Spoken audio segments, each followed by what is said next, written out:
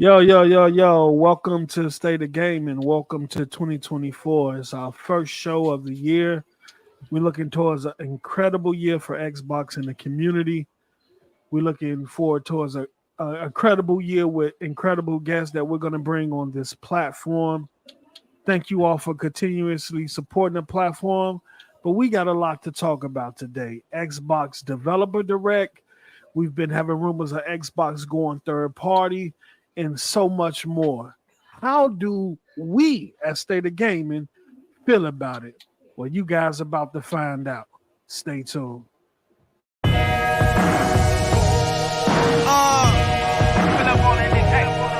Yeah, big track. What up? Yeah.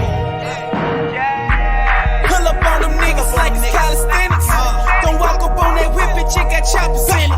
I'm about to do these niggas dirty, I hope God forgive me. But I'm all about $1, bitch, I gotta get it. Post up with the Glock out, slip the clip in, soon as a pussy pop out. I ain't talking high school, make a nigga drop out. I got this shit on 23 and 1. Lockdown, we the motherfucking truest. Whip all black and my lawyers all Jewish. Clip on fool, case a nigga get foolish. Got a trunk full of D, I'm riding with Ray Lewis. It's a message to my man. Guns in the cabinet, pounds in the trash can. I show you how to trap, bitch. Never caught slipping. One time I lost traction, but I got it right back. Then them bangers got to clapping. Rose with the orange shoes. Running catch back shots like a pawn shoe. Hot nigga, but your bitch think I'm so cool. Get the work and mix the shit down, no pro tools. You got bars, but ain't got no bankrolls. I got my own lane, bitch, and my lane closed. Hit you with 30, go home, change clothes. You know me, I'm getting money. Same old, same old. Pull up on them niggas like it's calisthenics. Don't walk up on that whip, bitch, it got choppers in it. I'm about to do these niggas dirty, I hope God forgive me. But I'm on $1, bitch, I gotta get it. Pull up on them niggas like it's calisthenics. Don't walk up on that whip, bitch, it got choppers in it. I'm about to do these niggas dirty, I hope God forgive me. But I'm on $1, bitch, I gotta get it. Post up with the Glock out, slip the clip in, soon as the pussy pop out. I ain't talking high school, make a nigga drop out. I got this shit on 23 and 1. Lockdown, flow sick, need a therapist. And fuck your top 10, I should be on air list. It's that real shit, kill a nigga confidence. Half the rap game homo, I'm convinced. Don't make me add you to the crime rate, cause I'll take your ass out like a blind date. Menage in the driveway, Malaysia on the highway. Activist got me leaning sideways. I can get you the whole thing for the LeBron James. Kush connoisseur keeps some smoke lit. I could break down 5 P's like the folk slick. Pull up on them niggas like it's calisthenics. Don't walk up on that whip, bitch, it got choppers in it. I'm about to do these niggas dirty, I hope God forgive me. But I'm on $1, bitch, I gotta get it. Pull up on them niggas like it's calisthenics. Don't walk up on that whip, bitch, it got choppers in it. I'm about to do these niggas dirty, I hope God forgive me. But I'm on $1, bitch, I gotta get it. Pull up on you niggas like skirt. Fuck around, you already know what it is. It's nigga Be Easy Live. DJ Proof on the track, what up? Berlin City, all the way to the shot, nigga. Shot back Chicago, whatever you wanna call this shit, nigga. Like money, stir it out. Y'all already know what you're on. Pulling up in the store like calisthenics, bro. Shout out to my bro Beezy. Shot City. We got a lot to talk about today. I just gotta ask one question though. Do y'all miss us? Cause we sure miss y'all. You feel me? We sure miss y'all. You know what I'm saying? Yeah, Sam, pull up in that bitch like it's calisthenics. That shit fire, nigga. Yo, Shot City, baby, that shit lit. I'm like, wait, hold on. This intro hidden. Wait a minute. Yes, sir. Hey, new music. Hey, y'all gonna be surprised with the joints dropping. Look, man. Shout out. That's my bro Be Easy, man, from the city, man.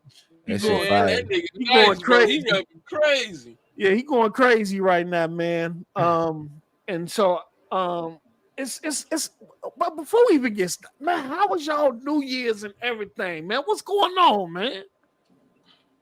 Well, technically, sir, the new year haven't arrived yet. It happens in March. But I'm gonna lay back on that. Wait, not March. Hey, my dear brother. my brother say, hold on. Well, the new year don't start. Wait, what kind of calendar you on? I'm going off of the God's, the God's calendar, my brother. The original. The original calendar? The original. Oh man, hey, you trying to get into a whole other discussion right now, brother. My brother, you go from calendars. We ain't even riding around on a real map right now. You feel me? Absolutely. No. What's up, bro? What's good, brother? I'm gonna leave Mello alone. I think he been playing too much Power World. How was your New Year, brother? It's good. It's been good, man. I'm back on my weight loss, man. You know, I gained like some of that weight back, so I'm down like 10 pounds since Christmas. Okay. Nigga, I'm hungry. That's the hard part of diet. That nigga being hungry. Man. The treadmill just came. I think it was today or yesterday. Oh, nice. And I'm setting it up right now in a dining room.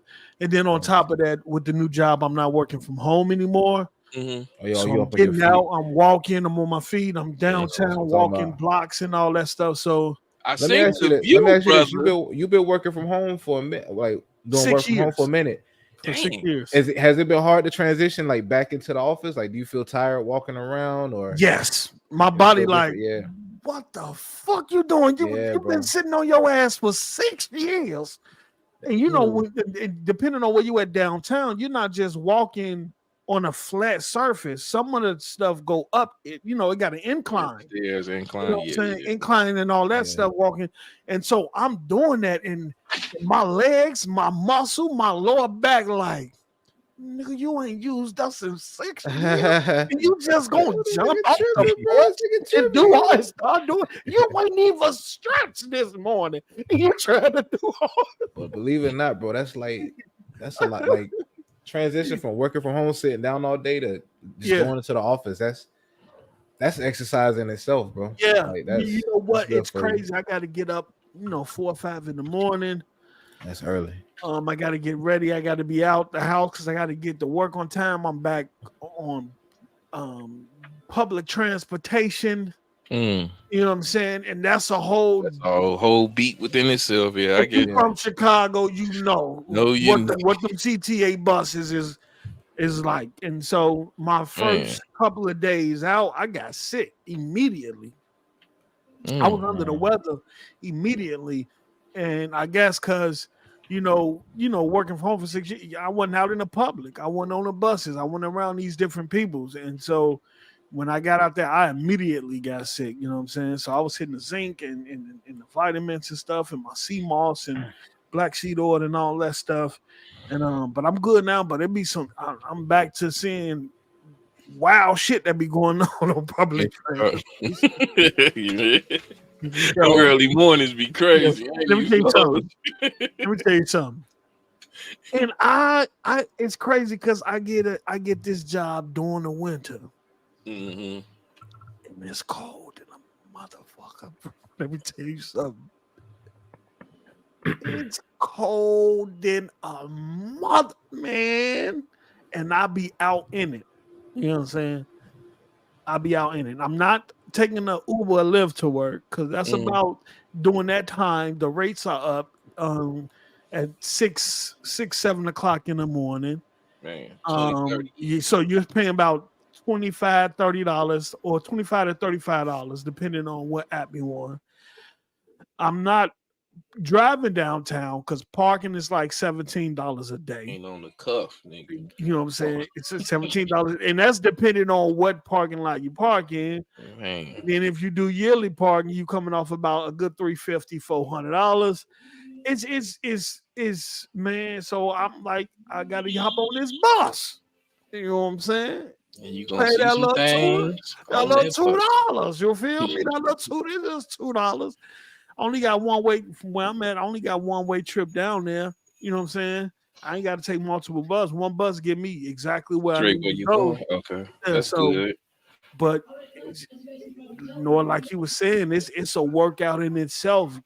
Trying to imagine working from home for 6 years and then leaving that job and then doing some downtime for a couple of months, and doing that downtime for the couple of months that you was off, your sleep schedule is totally off. You're staying up 2, 3, 4 o'clock in the morning. You're doing all that, and then you get a new job and you gotta rework your whole biological clock now. You is no longer staying up at 3 or 4 o'clock in the morning or being up all night. And man, it's just been an adjustment. But I don't hate it though. I don't hate it. It's been an adjustment, but I don't hate it, man.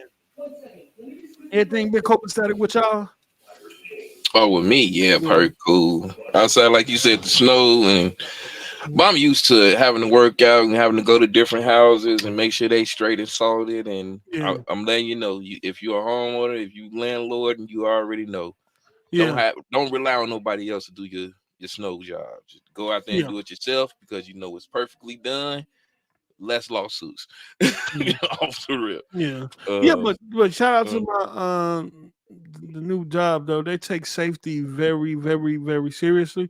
So on the days we had the blizzard and stuff like that, I got a work laptop and I was able to work from home. So I didn't have to travel in it. But when everything calmed down, I had to go back. I had to go back to the office. So but I'm not complaining about work, Shit, the time it took for me to find a job, I thought it was, how many resumes and things I sent out, man. It was crazy, bro. Which I thought it'd be easy at this point due to the COVID and all that stuff, and everybody's claiming to be hiring. I thought it'd be kind of easy, but It was crazy, but I kept persisting, and I kept sending in resumes despite some of the ending results of we're gonna go with another we're gonna another position, or I think we've got somebody else that's fit this role better, and this and that. And it's technical positions too. Technical positions in the IT field that I knew I fit those positions well. This is the reason why I was signing up for them. Right. But shit, it is what it is though. But I'm working, so I can't complain. So congrats to you, bro. Congrats. Definitely congrats. Yes, sir. Yes, sir. Other than that, everything been smooth. Everything been copacetic with the family over here. I want to say beforehand, because you wasn't around, and I told Big Money I was gonna say this. I apologize to my big homie, Big Money. We had a little nigga moment. And I wanted to make sure on my platform, not like that, but we had a little back and forth. Okay. And I wanted to clear that up with him. I told him I'd clear him up on all platforms. So I love my brother. Big Money the homie, man. I got to holler at Big Money. We just had a little squabble. I mean, we go through that. Me and Big Money had a little squabble too, But I like about Big Money, whenever we have an issue or whenever he wants to know something, like he don't just get information firsthand and believe it. He'll pick up that phone and call me. Like, I heard that side of the story. Now I want to hear your story. Yeah. You know what I'm saying? Big Money a real. Like, he might cap on the shows, but Big Money a real. And I'm not just talking about gaming, period. But just a real dude, just a real genuine dude with a good heart, man. And so I appreciated that when everything went down, he like one of the only dudes who picked up the phone and called me outside of the, I talked to you and Mello, but and it's crazy because, I knew other dudes longer than Big Money. You know what I'm saying? And you would expect that from other guys. You know what I'm saying? But Big Money picked up that phone and chopped it up with me. I'm be real with you, Post. Me and Mello was cussing you out, bro. Absolutely. Everything but a child of God. I said Mello, I think he got a side chick. Oh shit. Yeah, you know what? I ain't gonna hold him. He did say that. I ain't gonna hold him. He said it to you before I did. That's what he did. I was twitching or something. I knew somebody was talking about me. Something told me. Somebody said something. It's all good. I know, brother. Look. Let me tell y'all something. Let me talk to the chat before we get started, man. Look, when the show don't go live, it is not on them two. It is on me. But when we do go live, I gotta go find these two. I gotta go find them. But look, we here. I got situated with my job, with my work. I got a consistent work schedule. We're still gonna keep the same schedule with Steady Gaming every Saturday at 6 p.m. Central, 7 p.m. Eastern, since I have the weekends off. So we definitely from here on out going to start this year off consistently. And after today, starting next Saturday on our next show day, I'm going to try to roll out a guest. I don't know who that guest is going to be, but I'm going to start rolling out. We're going to start rolling out guests this year, bringing people on the platform and chopping it up. But before we get into this game and talk, y'all already know what we got to do, right? We got to give y'all due diligence and shout you out. We ain't seen you in a while. So I want to say happy holidays and happy New Year to everybody in the chat that we probably didn't get a chance to speak to or say it to. Hope y'all had a great New Year. But let's talk this gaming. Because somebody's starting off the year with flame emojis. Somebody's starting off this year with games. Talk to him, post. Talk to him. Talking about games on games. We ain't even got to the June showcase. We got about 6 first-party IPs for the. We ain't even got to June showcase yet. We got people out here with a bowl full of porridge begging. Oh shit! We got niggas out here thirsty, flipping the script, right? You here with the bug outfit on wall begging for change.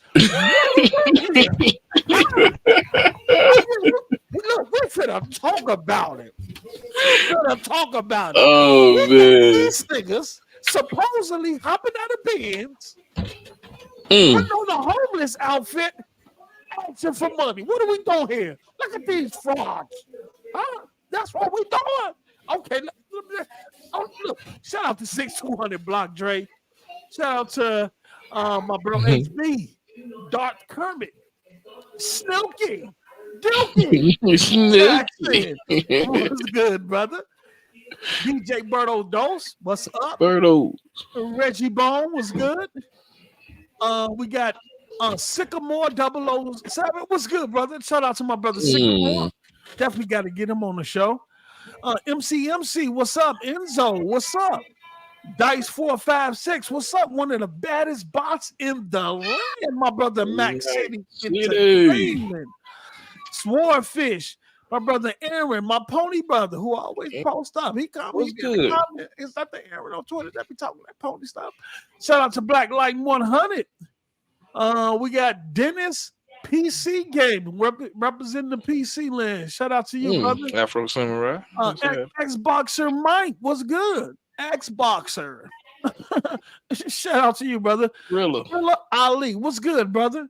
Plus, I'm making me tired of just listening to his sketch. My brother, Pack a pal. What's good? We got Connor Weed, what's good? We got Mr. Kima. Who else? We got Double Nickel. What's good? Shout out to y'all. Thank y'all for showing up to the show. Anybody that's not in the comment section, shout out to y'all. So what do y'all want to start out with first? Y'all want to talk about this recent developer direct? Or do you want to talk about this nonsense of Xbox going third party? Let's talk about third party. Yeah. Okay, so let me pull up because I think people look, and I think, well, I don't think I know. People believe in their own context, and I'm not mad at that. When they hear something, when they read something, they go comprehend and base it off what they perceive someone is saying. So let me pull up, because everybody talking about this Satya Nadella video where he's talking about, where everybody assuming he's talking about Microsoft going third party. Let me go. Kratos always sending me stuff when he think Microsoft going third party. People who've been calling them trash for whatever. Don't touch my pal. Go ahead, man. While I'm looking for this video, please give me y'all perspective on this whole third party, Microsoft going third party. Do y'all believe it? Do y'all think major AAA IP is going, or is it just small games as a service title? Let me know. I'm gonna tell you off rip right now, brother. I blame, because you said you blame the comprehension. I blame the educational system. Mm-hmm. You hear? Because it's called reading comprehension for a fucking reason. And these people, I don't get it. How you don't understand that there are selected titles that will be exclusive to the console or the platform, and there will be content that will be sent out as third parties, such Thank as you, Melo. it's the same pattern in which they have been doing since they bought Minecraft, and it's consistent to what and Phil has said. been consistent. So what he's saying is he's literally doubling down. Also went into the court hearings that everybody so-called, they called you a fake lawyer, but apparently these niggas is fake lawyers also, because they said the same information at the court hearings of the ABK deal. Yeah. And it seemed as if every day, day in, day out, it's the same thing over and over again. I'm sorry to tell you this. If you want to play Gears 6, if you want to play the next Halo, you're going to have to buy an Xbox or have a PC that can run Game Pass. Okay. At the end of the day. Tough titty, get over it. Let me play this audio. In which categories? And gaming, that was up, we've been at gaming, we love gaming. In fact, Flight Simulator was created before even Windows. But we were number 3, number 4. And with now Activision, I think we have a chance of being a good publisher, quite frankly, on Sony and Nintendo and PCs and Xbox. And so, yeah, we're excited about that acquisition closing. I'm glad we got it through. But I think each category by category is the view. Let me bring that back. 4, and with now Activision, I think we have 3, number 4. And with now Activision, I think and with who? Number 4. And with now Activision, I think we have a chance of being a good publisher, quite frankly, on Sony and Nintendo and PCs and Xbox. And so, yeah, we're excited about that acquisition closing. I'm glad we got it through. But I think each category by category is the view. Okay. What do y'all think about that? Noah, Mello, any one of y'all can go first. Exactly what he said. Category by category. It's not hard to understand that. We select and choose which title or which game that we feel will be beneficial to go on other platforms. But when it comes to our heart-driven, sell point games, AAA bangers that we know and love to be on this said console, it is not leaving Microsoft Marketplace. Get over it. They also is bumping up this narrative and talking about it like they are because of mobile. Because what's going to be the narrative when mobile hits? And they have their mobile store up and running. And those said titles, such as ABK, which you just said, will be running on your cell phone or tablet devices. And they making money off of it. Okay. It's like, I'm a come on, bro. No, you're done. Let me know you're done. No, go ahead. I'm done. I'm gonna piggyback off that. Phil Spencer once said in the interview, and I'm paraphrasing, correct me if I'm wrong, but he said, we will put our games on other platforms where it makes sense. Say that again, Noah. He said, we will put our game on other platforms where it makes sense, when and where it makes sense. So this is nothing new. Microsoft has been a third-party publisher, one of the largest third-party publishers after acquiring Activision. We already got Call of Duty on PlayStation. You had Deathloop, was it Ghostwire Tokyo on PlayStation? Minecraft, as Mello said. They've been a third-party publisher since Minecraft. So I mean, it's nothing new. Sony, people don't want to admit it, but Sony is also a third-party publisher. They're putting their games on PC. They're putting the games on mobile. They already have a game on Xbox. It's MLB The Show, and that's just where it's headed. That's where the market is heading. Being the biggest publisher, getting the largest revenue. Now that doesn't mean every game that they release is going to be on a competitor's platform, but there are games that will be, especially from acquisitions like Activision and Bethesda. Plus, on top of that, when it comes to acquiring other studios, it makes a strong argument when you can say, hey, we acquired Activision, we acquired Bethesda, and we're still putting games on PlayStation. So now the FTC and Sony can't make the argument that they're trying to hold games for PlayStation when they make their next big acquisition. It's a game of chess. It's not checkers. The FTC is still on their ass too. Yeah, FTC. They ain't got no case though. I mean, they trying to be. Okay. They just wasting out the taxpayers' dollars at this point. But yeah. All right. So let me bring this back one more time. Number 4, and with now Activision, I think we have a chance of being a good publisher, quite frankly, on Sony and Nintendo and PCs and Xbox. And now with Activision, we have a chance to be good publishers on Xbox, PC, PlayStation, and Nintendo. Because between Bethesda and they're publishing on those devices. They're already a publisher on those devices. Going third party, they're already third party. Is Diablo 4 on PlayStation? Like Noah was saying, it's Call of Duty on PlayStation. It's Overwatch on PlayStation. Isn't Microsoft, didn't they sign a 10-year deal to bring Call of Duty to Nintendo Switch? Right? Of course, they have an opportunity to be good publishers there, especially when Sony is crying to regulators saying that Microsoft will cripple Call of Duty on their platform and it will force our business to not exist anymore. Of course, they're third-party publishers. They've been third-party publishers. All of Bethesda legacy titles are still on PlayStation and Nintendo, and they still get updated just like the Xbox and the PC version. I will call that being a good publisher. Right? They're not going to stop updating Diablo 4 or Overwatch or any legacy title that's already on PlayStation that released by Activision just because they brought them. No. They're going to maintain the quality and the professionalism that existed before they acquired them.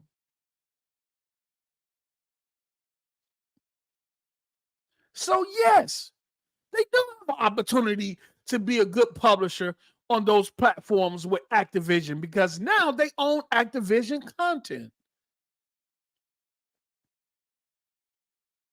What are we doing here? Going third party, they already third party. And like Noah said, what Phil said, they will be third party where it makes sense. Now you got people out here who've been calling Xbox and this game's trash for the last 20 years. Man. Been shitting on Halo, been shitting on Gears, been shitting on Forza, been shitting on any and everything that represents Microsoft first party. And now all of a sudden, they are hoping and praying that those games that they call 60 rated stench games, 60 Metacritic games, yellow tag games, non-game of the year tags, EBT, they are begging for them now. They are hoping for them now. I heard J-Dub capping for State of Decay. I almost lost it, bro. I had to mute my mic. That man was capping for State of Decay, a game that they especially State of Decay 2. I mean, shitted on that game to the utmost, bro. Microsoft has an opportunity, right? They just took over Activision, right? So now Activision is under the arms of Xbox, right? So of course they have an opportunity to be a good publisher to those systems because now they control the content of Activision that goes to those ecosystems, right? Mm-hmm. They control the Call of Duties. They control the Diablo 4s, the Overwatch, and they have an opportunity to be good publishers to those ecosystems where those games already are, to continue maintaining the quality of those games, to continue to maintain the updates of those games, to make sure that those communities get the same attentiveness that the Xbox community get. So of course they have an opportunity to be a good publisher to those ecosystems because they have a standard to maintain or exceed in some cases. Nintendo don't have a Call of Duty. So of course it's an opportunity to be a good, because you bring in Call of Duty to their ecosystem and you want to make sure that their ecosystem have the same enjoyment, same quality and standard that the Xbox and PlayStation community get, because you got a 10-year contract. But people took this, well, this is what I perceive it to be, but people took this one video and assumed it, oh, he's talking about bringing the whole slate of Xbox. The whole thing. I'm gonna tell you what it is, bro. Now that we got to, that's a big super chat. Let's get that. Let's get that for you. That is so long. My God! Whoa, wait, whoa, hey, yo! I ain't seen the red crayon in about 15 years. My brother Ghost in the garage gaming. Pull up with a red marker, not a highlighted yellow one, but a red one. With the $100, we thank you. We at State of Gaming. Appreciate that. What's up, Post? I'm gonna need you to get off this podcast and deliver my food ASAP, dude. You 20 minutes late. Keep up the propaganda, my G. You know what? I'm gonna be there in 20 minutes with the $100 brother. You feel me? I got a heat bag too, so make sure your food gonna be warm. I got you, brother. Thank you, man. Really appreciate it, man. Salute to you, man. Look, Call of Duty is not on Nintendo, right? So you gotta find a way to bring Call of Duty to the new Switch 2, right? And you have to maintain that community over the next 10 years with every iteration of Call of Duty, right? Mm-hmm. Right? You also get Activision games cloud-wise, right? Cloud-wise, the cloud rights has been sold off to Ubisoft, right? So that Activision content that you now own has an opportunity from a cloud perspective to be in the hands of the PC community, the PlayStation community, and the Nintendo community. So of course you have an opportunity to be a good publisher to those communities, right? Because now that you acquire Activision, eyes are looking. Is the IPs are going to take a dive? Is Call of Duty going to fall off? Is it going to be at the same quality it was when Bobby was running it? What's going to happen? Is Activision going to be the Activision that it was, or are they going to take a dip? There are questions out there in terms of what Activision is going to be under Microsoft. What is the content going to be like under Microsoft? And I understand Nadalia when he say we have an opportunity to be a good publisher to all these ecosystems. Now that we at Activision that caters to PC, Xbox, PlayStation, Nintendo, and mobile. What are we doing here? Also, here's the thing, bro. They can't. This is why this is even an argument or a topic or a narrative, right? They can't say Xbox doesn't have any games anymore. You can't say Xbox don't have quality games.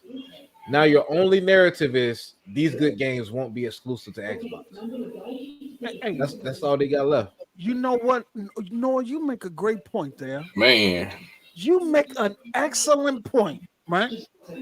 Because for years they told us what Xbox ain't got no what?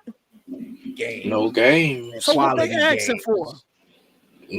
They games. What- The games they was talking about. They asking for. If Xbox ain't got no game, then what Microsoft is going third party with?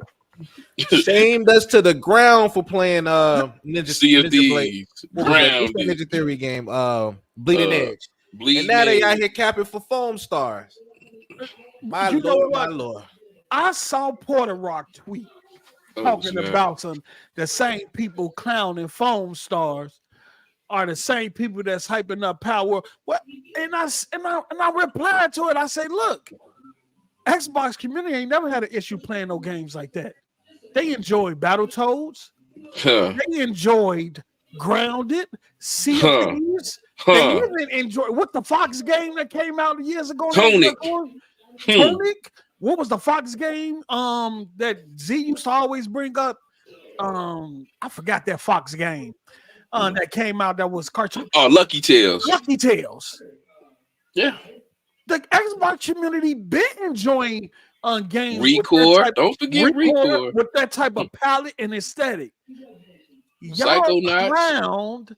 y'all clowned the Xbox community and called them diabetic gaming. Y'all called us diabetic gaming because we play games that look like that. Where are two flops of power? Where's this power? Y'all playing all these cartoony games, right? Y'all now, But y'all hyping up bubble baths. thank you. PlayStation Come on come up now. with Foam Star. Make this That shit make That sense. looks like the same games that Xbox community been enjoying for years, and now y'all getting called down on it. It ain't about trashing the game. We're trashing the hypocrisy. Man. The Xbox community been enjoying games like that for years, right? It's not just all about graphics with the Xbox community. Thank you. Gameplay, fun, repetitiveness, replayability matters in this community. That's why majority of our content in terms of play-wise and replayability outlast and outdo Sony whole first-party lineup. Mm. They still looking for something to stick. Hey, man. Y'all remember they used to what Z-Nim came up with? That's diabetic gaming. Diabetic game. And now the PlayStation community out here praising Diabetic as hell. Embracing it. What's the nigga that's walking around with his pajamas on? Jay Barry say he gonna block anybody that don't play phones. That's a cult leader right there. I swear. Bro, That's the same man that said he's done playing Call of Duty because Xbox own it. Like the game that you know, love, and you cherish and worship, you're done playing it because a certain company have it. That if that ain't a problem, it's I don't know what. And then, bro, and I do think this, man. Well, we're gonna stick on this. That'll be another topic that we add. I'm gonna stick to the third party topic before we get off because I know we have a bit to get off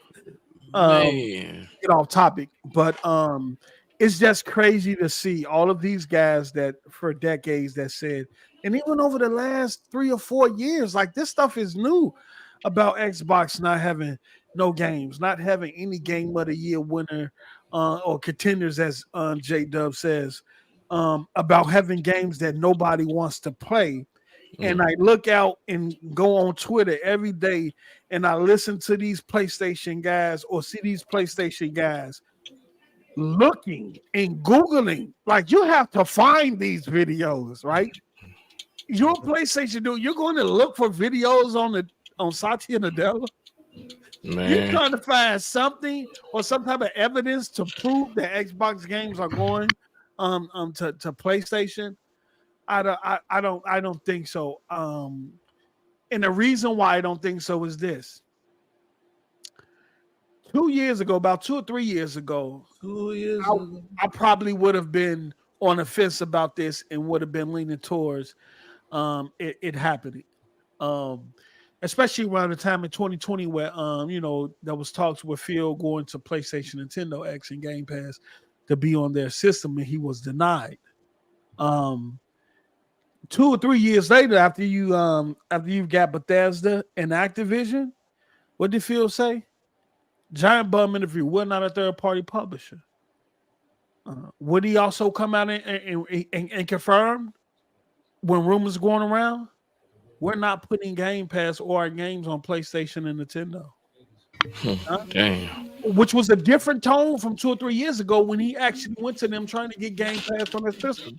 What does that tell you? I don't need The to put conversation. it shifted, right? Things changed. We got Bethesda. We acquired Activision. Acquiring Activision, we acquired the PlayStation ecosystem. We already have their players. We already have access to their data. We don't need to put Game Pass over there anymore. Right?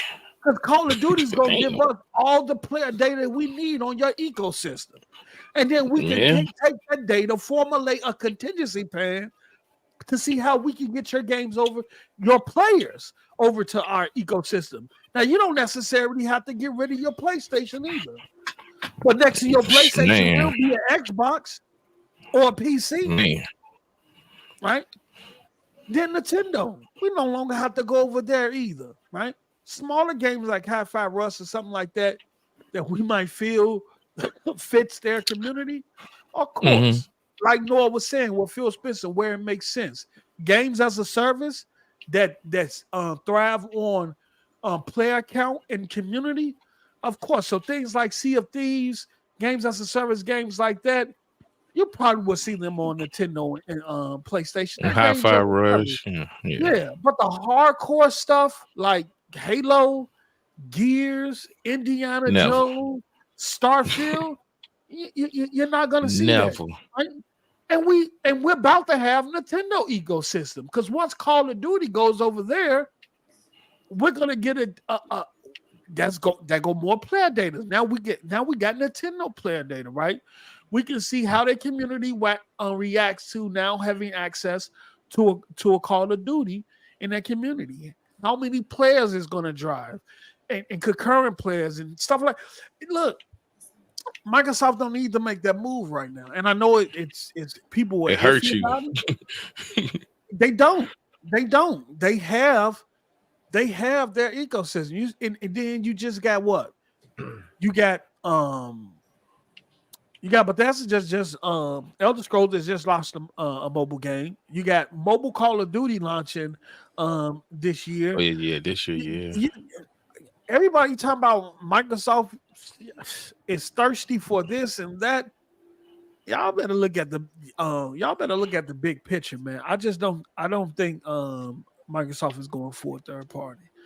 And I do see if games do go to PlayStation or Nintendo, it'll be smaller games or it'll be games as service titles. I don't see Halo or anything like that going into that ecosystem. And Microsoft has done this before. They've put games on Nintendo before. Yeah. And people keep forgetting about the Azure server because look at Street Fighter. It's still collecting data. Play fat. Like, I don't get it, bro. I don't get it. I can't wait for Call of Duty to transition over to Play Fat. I can't wait. Yeah, and all that, and that's gonna take some time. This transition with Activision, shit, hell, Bethesda and ZeniMax are still transitioning. So this stuff take years. And like what Noah and Mellows, at some point, all the Call of Duty back end servers are gonna go over to Microsoft. What was they using before? Amazon. Amazon, yep. 2K use Amazon. Yeah. I need 2K on PlayFab. Right. So you still got that transition to happen. Call of Duty, all that's going over to Azure servers using PlayFab and all that stuff. So it's look, man, Microsoft is in a position, right? PC wise, they got they got the biggest one of the biggest multiplayer online games in the world. Yeah, World of Warcraft. So they have the PC community there. locked. Right? They got one of the biggest mobile games in the world, Candy Crush.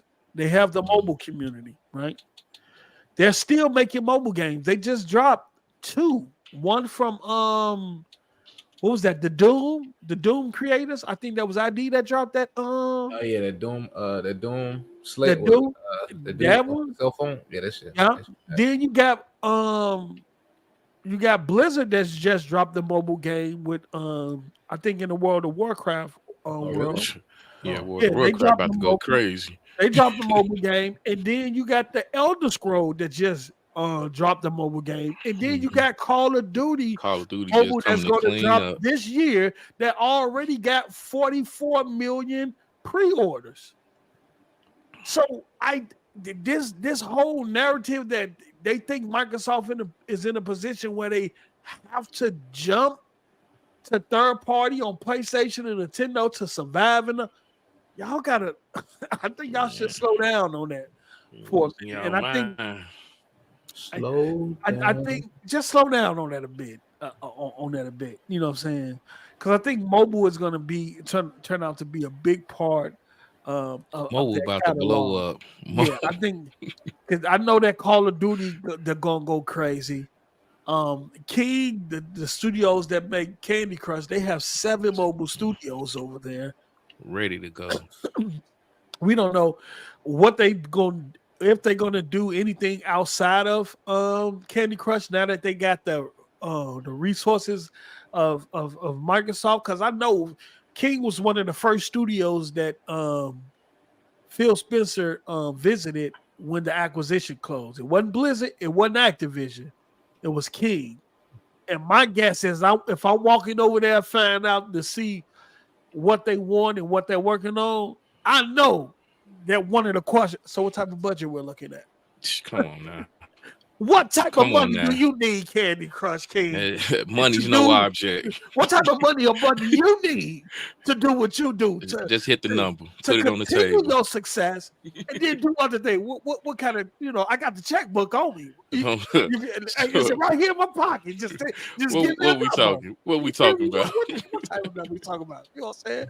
We're down there $3 trillion market. You know what I'm saying? We ain't even asking for the number. All we need to know is how soon the game gonna drop. Okay, I gotta go see Blizzard.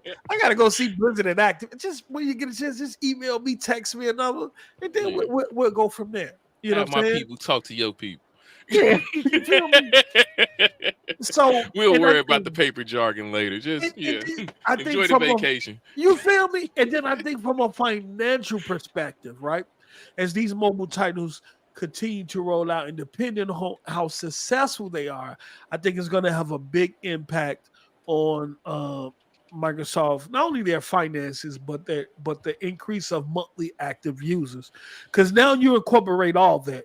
You incorporate Xbox users, PlayStation users that is now your you roll them into your monthly active users because they are now a part of your ecosystem. So Xbox, PlayStation, PC, and Nintendo represents your monthly active users now because you cater to all those platforms. And don't forget about mobile. And mobile. All of those platforms are now your monthly active user. And Activision came in the game with what? Over 300 and some million monthly active users. And a lot of them was PlayStation and PC and Xbox. I don't know what third party where. This the funny part about this though, because it ain't like we haven't seen this before. You seen what Sony did. Sony became successful with this first-person single-player games. They've been rolling up and banking money, right? In the process of that, they had the third-party deal with Call of Duty. We seen the notes. They was making hand over fist money. What was they doing with their product after that? They start experimenting. You start getting the PS Vitas, the VRs, the 3D TV, all that. Fail, however you want to call it, failed success. They start experimenting, right? Yeah. The console never left. Why would you think this company then got, like you just said, then rolled all this up? We talking billions of dollars We here. just spent $100 And billion all of to these get rid- goddamn platforms. to And get you're rid of our gonna console. tell me at the end of the day, they're just gonna say, we're gonna give up on the console here. Look, we just spent $100 Really? billion. We finna wave the flag and give up. We ain't finna do no We more hardware. giving up that. Look, Like, it's crazy. You know what don't make no sense, Mello? What did Phil Spencer say in that courtroom? What did he say Sony did? He say what? He said Microsoft, we got games across PlayStation platforms, and we pay a 30% to be on their platforms, right? And what did he say PlayStation do? PlayStation take that 30% that we give them and try to what? Put it in a market deal. Spend us out. Spend us out of the business. Yep. That's what he told. That's what he told the judge in the FTC case. The 30% that we pay Sony, they take and try to spin Xbox out of the business, and we seen that in the Xbox One era. So now the same Phil Spencer that said that a couple of months ago is finna put more big AAA first-party Xbox games on Sony platform to give them the even more 30% cuts to give them more opportunity to spin Xbox out of the business.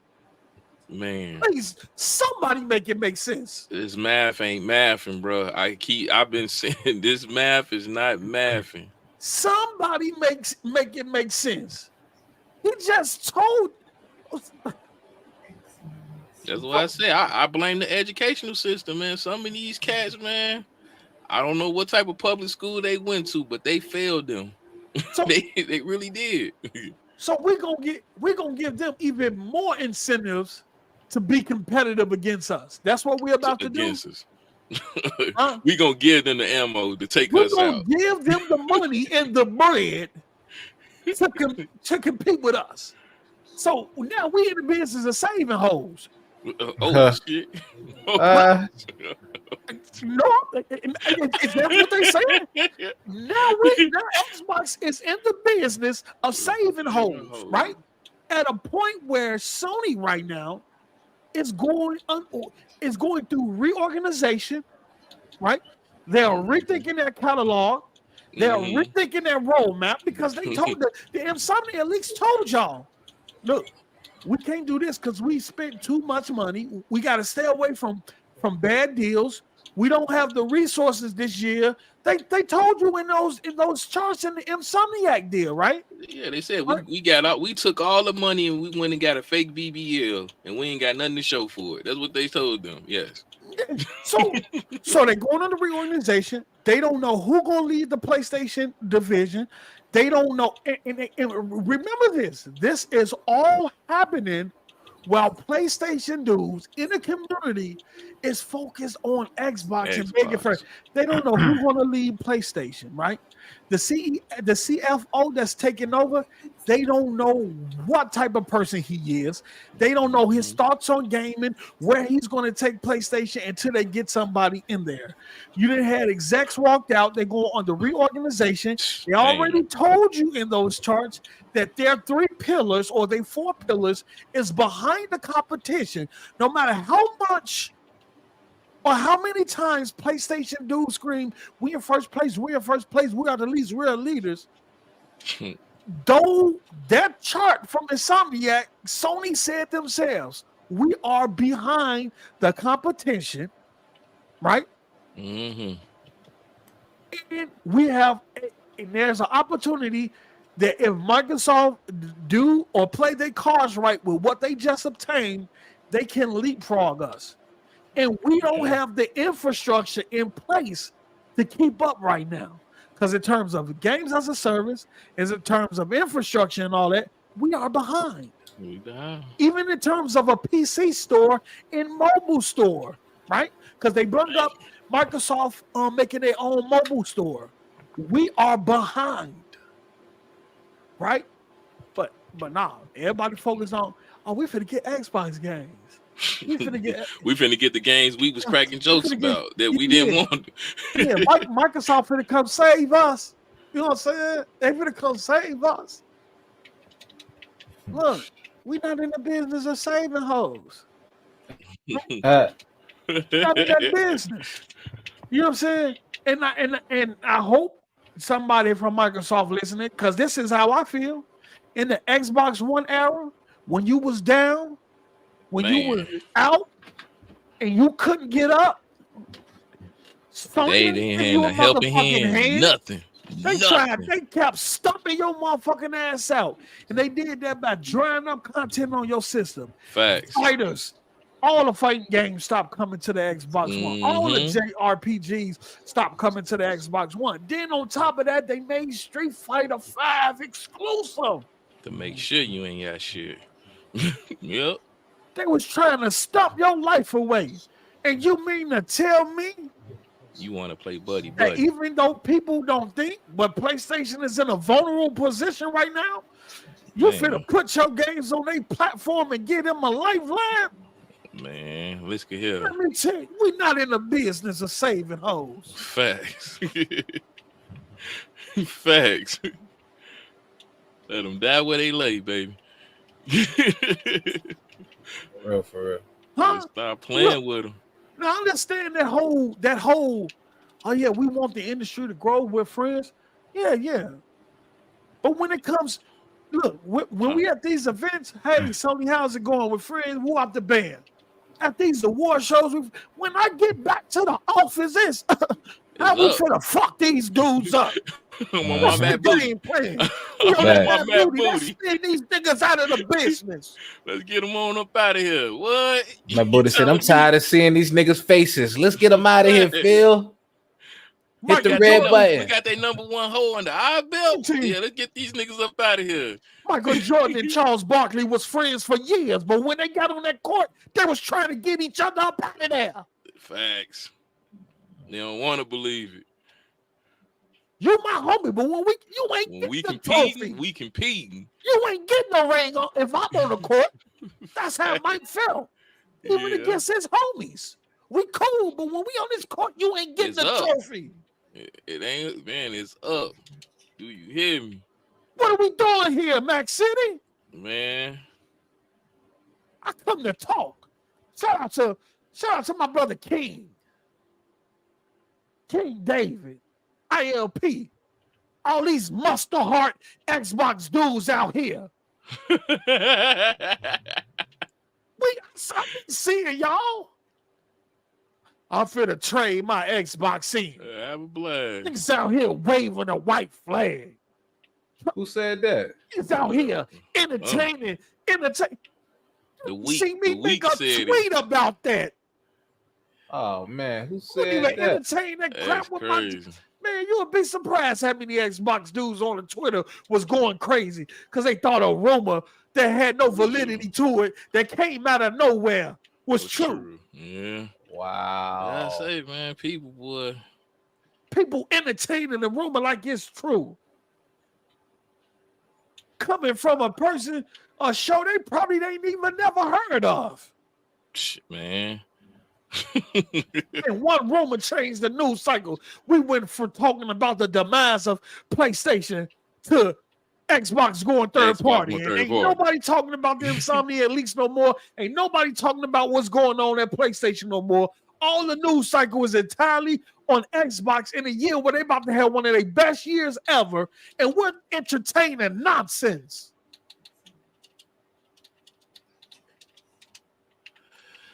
Oh man, it's sad, bro. It's sad, man. What are we doing? Niggas ain't got no backbone, bro. They can't hold the line. We're talking about a year where PlayStation fans have to cap and say third-party games are first party. They dry. Dry as fuck. We're in a year where PlayStation dudes are changing the definition of second party because they don't have a roadmap and they don't know what's coming. Wolverine was coming out in 2024. How do these cats get to control the narrative like they do? That's my Thank question. you, Mello. How? Because like you just said, anytime it's a negative conversation or feedback on what Sony is at in gaming, it always swept under the redirect back rug. to Microsoft. And it always leads. How? Thank you, Mello. How? Thank you. The media played a part in that Insomniac, even the Connie Booth thing, and swept that shit under the rug. Nobody wanted to talk about that shit. And we still ain't got a story on, and I'm going to keep bringing it up.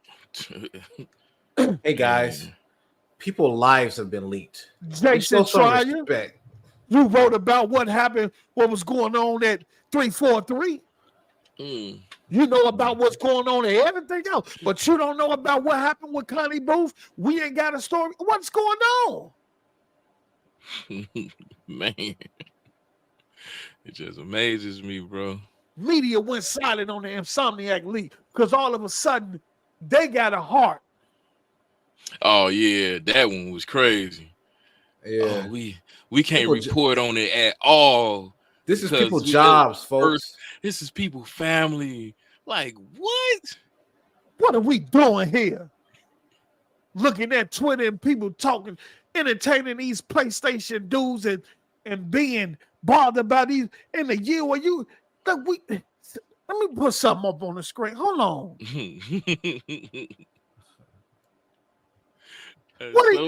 Man. What are we doing here? We're about to have one of the best years ever.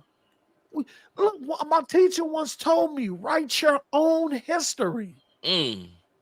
Write your own. So at the end of the day, when you leave here, there's no question about you because you wrote those words. Facts. And you didn't allow nobody to write those words. So when it comes to the Xbox community, stop allowing other people to write your gaming history. Stop allowing people to control your narrative.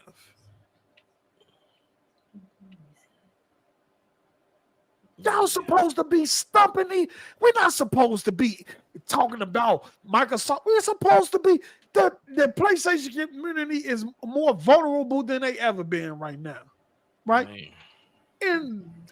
And their day-to-day is predicated on whether some negative Xbox news is going to come out that they can talk about so they don't have to look at the reality of their gaming situation. Man. And every time y'all give it to them because they're talking more about Xbox than what's actually happened in their gaming reality, their gaming situation. These dudes out here celebrate.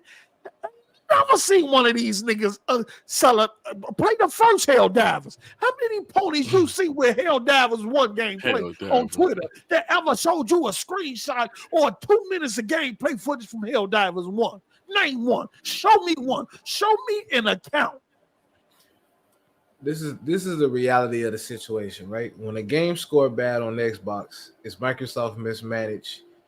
When the PlayStation game scored bad, be the judge. Play the game. Determine if you like it or not. These are the narratives we gotta stop falling for, but like this, we gotta stop falling for it. Like, at some point in time, they're just gonna have to be honest. Because at this point, as much as y'all want to be in denial, it's kind of sad. Sony and them gonna believe they in the right until them doors close. These dudes are Helldivers gonna be flying. Man, you played the first Helldivers. People told me Returnal selling 500,000 I ain't seen nobody copies once that played that first one. Nobody I talked to played the first one. Got over 5 hours in it. Everybody that I asked ain't even got 5 hours in the game. Microsoft bring a new IP to the table. It sells. Oh, look at that IP. They didn't even sell. Like Noah said, Returnal self. It's a new IP. What you expect? Look at the screen. This is 6 first-party IPs in 2024. 6. Not 1, not 2, not 3, not 4, not 5, but 6. Indiana Jones avowed, Hellblade 2, Towerborn, Flight Simulator 2024. Even though that's a PC title, it's PC Game Pass. And a second party. Microsoft publishing it. So 6 first party titles. Yeah. Right? And Microsoft funding. Mm-hmm. Right. PC Game Pass. 6, right? We ain't even got to June showcase yet. They ain't even announced Call of Duty. That's 7. 7 first party IPs in 1 year.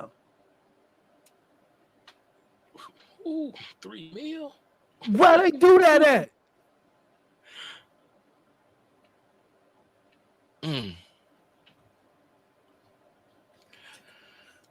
At this point, Pose, I'm just gonna be honest with you. I like it. Because as much attention that, like we said this at first, good or bad, the more attention you get, the better. And right now, every narrative that has been presented to Microsoft, they have overturned and flipped it. And we still got more bangers to come. Hey. They haven't even dropped Gears 6 or Fable. Nope. Perfect Dark. Like, Fable. Perfect Dark. Gear 6. Contraband. State of Decay 3. Like, the Dragon game that IO Interactive is working on. ID Software, you haven't heard from them. They working on IPs. Blizzard new game, we haven't seen that. It's a survival game. It's so many studios that we still ain't seen Compulsion. Even though we know South of Midnight. We got a little peek at in Exile Clockwork Revolution. Fable. You said Contraband? Yeah. And it's still more. Flight Simulator getting update, Starfield DLC dropping. The Motorsport just got an update. Halo just came, 343 just came out, discussing the future of Halo, which they're moving away from seasons to operation, which probably telling you they're probably already starting to move on to the next iteration of Halo. Blade, the cook. At this point, bro, I'm in the kitchen right now, Noah. I believe the Mandalorian rumors, bro. Shit, if Bethesda locked down Blade, they got Indiana Jones. Shit, who's to say they don't have Mandalorian? Y'all heard about the Mandalorian rumor, right? Yeah, I heard about that. Me hearing it. Yeah, ZeniMax supposedly locked down. ZeniMax, then it was supposed to be the Coalition at one point working on it. I don't know. I know what Noah talking about in terms of ZeniMax, so I don't know. They got two Disney IPs already, and they got one Lucas. They got the relationship. The relationship is there with Disney and with Disney and Microsoft. The relationship is there through Bethesda. I didn't see it at first, but I mean, I knew that I'm not taking anything away from Bethesda. Bethesda is the studio. I didn't see it at first, but this Bethesda acquisition, it's the best thing to happen for Microsoft. Man, tell me about it. She'll say, do you think any of these games will be fun? Fun is subjective. Who said that? Is subjective. See, he said, do you think any of these games gonna be fun? Though, hell yeah, they're gonna be fun. What do you think? Yeah. I'm already ready for South Midnight.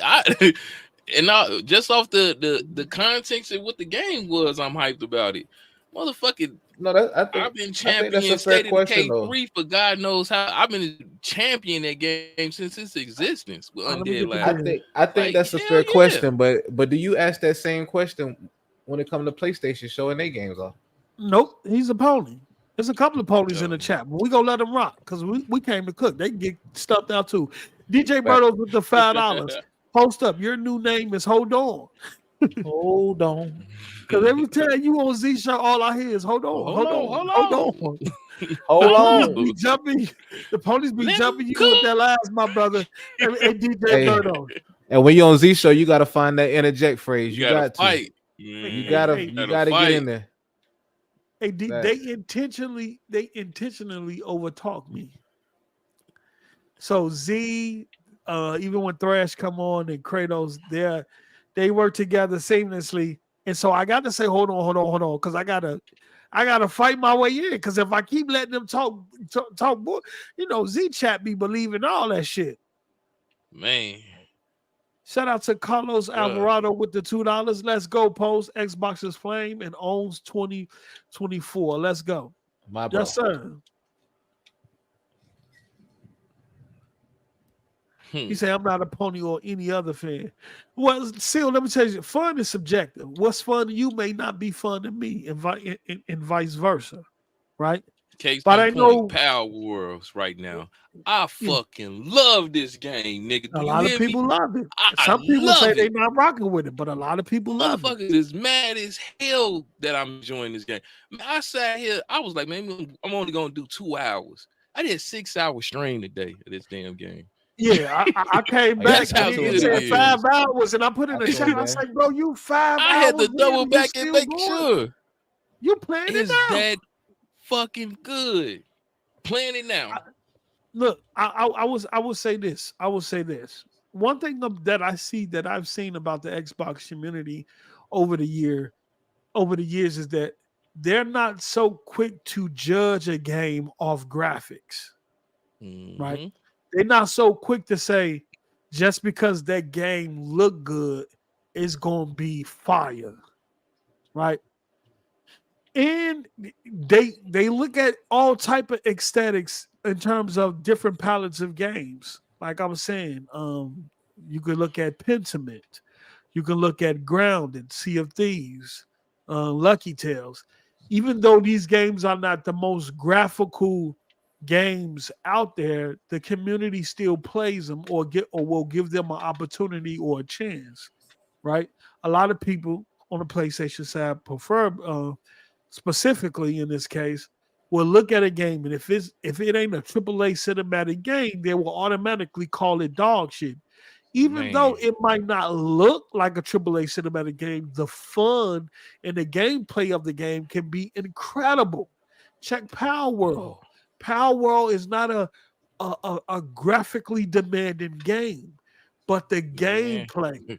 You got people with the most expensive PCs in the world playing that joint right now.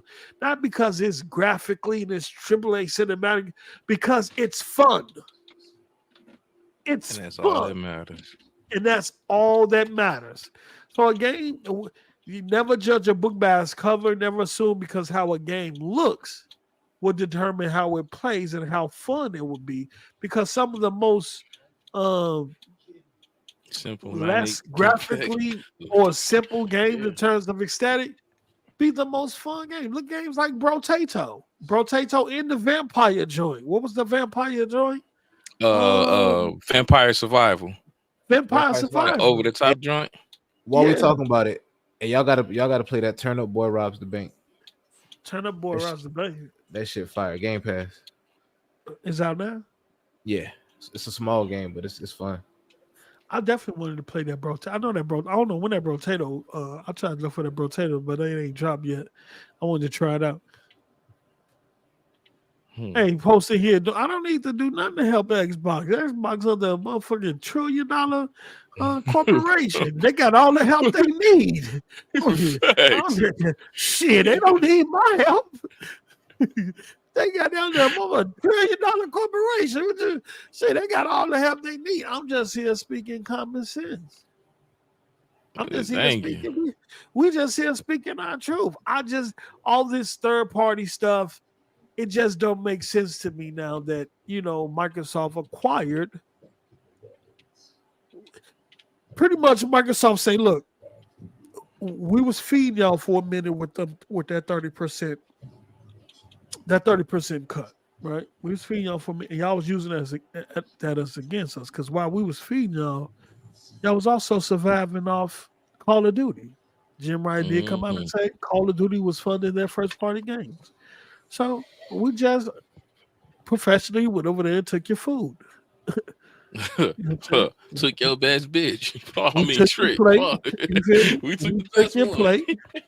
We took your food. Now you and your community eat off our plate. Not starve. Right? Figure it out.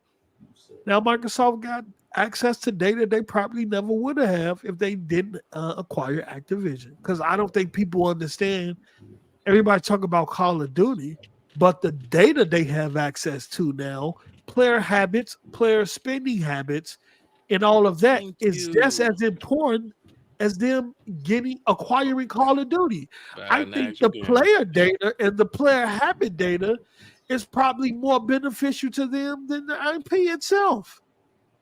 Yes, because now they got off of behavior of the customer. They know how much time PlayStation players spend on Call of Duty, how much money they invest. They know all of that, and they can, like I said earlier, they can take that data and then convert it into a gameplay to try to get those guys over into the ecosystem, either via Game Pass or them purchasing an additional console alongside their PS5. Right? It's all about data. It's all a game of data. Right? So the case in point would be this, just for people that need a little bit of help. I ain't saying y'all slow, but hey, it is what it is. If you're playing Call of Duty and they see that a particular gun that you constantly buying and using is a high commodity, and you keep buying, you may say on YouTube, on your social media, that it's trash, it's garbage, you don't like the game, etc., etc. But they know on the back end that, hey, nah, he lying to you because he spent this amount of time with this gun and shot these many people with it. And we can sell that said product to make something better. Yeah, I mean, and so like I said before, we have your ecosystem. We have your ecosystem because out of all the games, your ecosystem spend more time in Call of Duty than your own first party games. Man. And now that we own Call of Duty, we own all that time that they spend. Now that time is spent with us. Right? So now I understand why Phil Spencer will come out and say, look, we're not putting Game Pass on PlayStation or Nintendo. And then a couple of years ago, you hear about him going to PlayStation and Nintendo actually to put what a difference a few years make. You feel me? Don't it? What a difference a few years make. You see how that works? Yeah, we might need to put over you see how fast shit can change? Hold on, wait a minute. You see how fast shit can change? We got something here. You feel me? We definitely got something. We don't. Back then we was about to do that, but now we'll need that. We have that community. That's all it took. That's all it took to get y'all to sign up. We have that community, and now that we own Call of Duty, we have a nice chunk of the PlayStation community, and we don't need you to leave the PlayStation.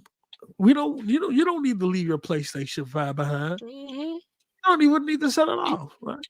Because every time y'all spend $70, you're part of Microsoft ecosystem now. Whether you're buying Call of Duty, whether you're buying DLC from Call of Duty or whatever you're buying, you're part of our ecosystem now. You're part of the ecosystem. And we thank you. And we give you the option over here. You can spend that $70 on Call of Duty. Or if you have a PC, you can get PC Game Pass or Game Pass. Right. Or if you want to come over to Xbox, we got a lower affordable Series S if you don't want nothing too serious and you want PlayStation 5 still to be your main console of choice. You can just get a little Series S. You feel me?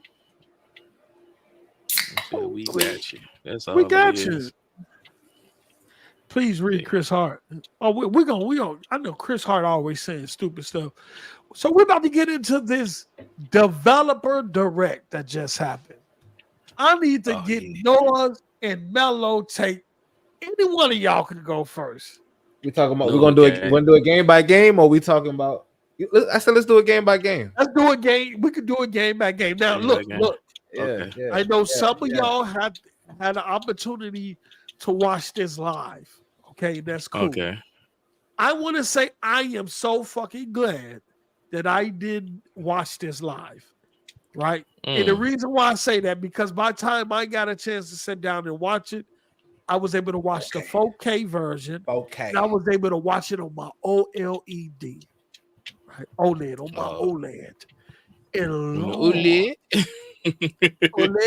Ole. You feel me? OLED.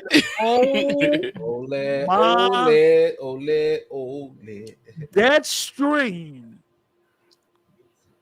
stream really didn't do none of that shit justice. Because after I watched it on the OLED, I went back and watched some of the reaction videos of people reacting to it. And I saw what they were seeing when it was being streamed. And that shit didn't. Ain't that up? No, look, if you have an OLED TV, go watch that Developers Direct in 4K. Then come back and tell me Avowed look trash. Then come back and tell me Indiana Jones look trash. After shit. All right, that's all. I ain't gonna front though. I ain't even gonna front with the post. When I saw Val, I was like, man, this shit ain't looking like it's hidden shit. I ain't gonna hold you. It was live though, like you said. So it was live. I was just saying, I was like, have you watched it in 4K on the TV? I have. No, I didn't. I have. It will change your opinion, Mello. Because remember, I was right there with you, so I wasn't impressed. I will say this though. I think the Avowed team could have did a better job of selling the game. I think some of the things they showed were kind of. I mean, I'm pretty sure that's what the gameplay looks like, but they could have presented it better. I will say this graphically. Put it in 4K, bro. It is clean. That shit looks clean. I think the combat needs some work. I might have to double back on it. Yeah, I might have to double back on. I'm probably gonna do some work. What TV you on, Mello? I got I do a monitor. You on a monitor? Yeah, a 4K monitor? Yeah. Oh well, you need to go back and watch that thing in 4K. Yeah, I'm go back. I'm telling you, go back and watch that thing in 4K. Because me and Noah was in the same boat, and I was like, okay, so I wasn't tripping. You know what I'm saying? I'm like, okay, I know we don't agree on everything, but if he's saying it, all right, cool, okay, I ain't too much bugging. I thought I was in the safe, but hey, Mike Johnson, I'm just saying the OLED because I got an OLED, right?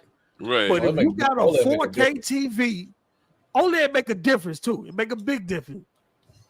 But if you got a good 4K with your TV calibrated, well, it probably got to be calibrated. But my shit calibrated. And let me tell you something. When what the fuck is people talking about? If you go back and see the first gameplay of Avowed back then to what they just showed the day or so ago, massive improvement. Go watch the 4K version. No, I know what I'm talking about. Yeah, that shit clean. Bro. That shit clean. Super clean. The stream ain't do it justice. Like the stream, watching the stream, it looked nasty. You like it looked nasty. What they been? All that shit looked nasty on stream, just like Hellblade 2 looked it super dark and compressed on YouTube. Compared to how what they were seeing on the screen in the actual auditorium of the Game Awards show. I came on Twitter like, what the fuck people talking about?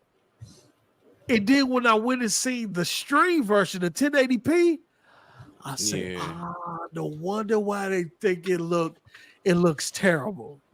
Because even now, this right here, this is the like, but that shit look, everything in the back look blurry and you don't see the details in 4K. That shit pop, bro. Like, yo, And this, but I'm not watching on the 4K monitor. I'm watching on a wide monitor that's 1080p. So even though it's in 4K, I'm still not seeing the quality that I would see watching that shit on my TV. I stream only 720p. So see, and I stream only 720p. I'm telling you, nigga, open that YouTube app on your shit. And I'm telling the people in the chat, yourself. open that motherfucking YouTube app. I don't care if it's on the Xbox or Apple TV or whatever. And watch that bitch in 4K on your TV. And then come back and tell me I'm lying. Okay, so let's start off. I'm gonna double back. Double back. So I'm gonna hold my, because Val was the only one that was like, I question. So go ahead, okay. I'm gonna double back on that. So I ain't got nothing too much to say on that. I mean, but there, even with the depth of field, it still look like everything look crushed. The details look crushed. The colors don't pop. Yeah, you watch it on 4K on a 4K vid. It's a huge difference, bro. I was like, even with the depth of field, it look good. It looks good. Bro, I was like, wow. The environments, especially when they were scanning through the environments, that shit looked fire. Yeah, that shit looked fire. The only thing I would say is, and shout out to my bro, One Bad Mother, who stated that I know people was saying the lip sync was off, and he was saying that the lip sync was probably off like that. It's because Obsidian is at this point is showing you the most current build of the game. They're not showing you no bullshit. You're actually looking at a live build of the game, and that's probably why the lip sync was off with the character. So shout out to him for pointing that out. And if that's the case, then what they showed, it wasn't no snuff, it wasn't no bull. You was actually seeing a live build of the game, which looks fucking amazing. And if you go back and look at the CGI trailer, so with that, and you look at this shit on the 4K, on the 4K monitor or screen with the 4K, you won't talk about it. Don't look no. I think they getting close. I think the final version. I'm not saying it's gonna look exactly like that CGI trailer, right? But they're gonna get close to it. Shout out to Verge Bridge with the $2. He said, "Sup, post Mellow. I'm still on Power World. Everybody on Power. Come on, look at me, man. I'm in here too, man. I'm in the trenches." Mike Jones saying, "Talking about stop making excuses to showcase. They ain't gotta make no excuses. They gotta make you goofies was the same one hyping up Baby Steps. That game, Baby Steps." On PlayStation last show, y'all man, get out of here. Look at the commercial. Look at the animations. He on there like, get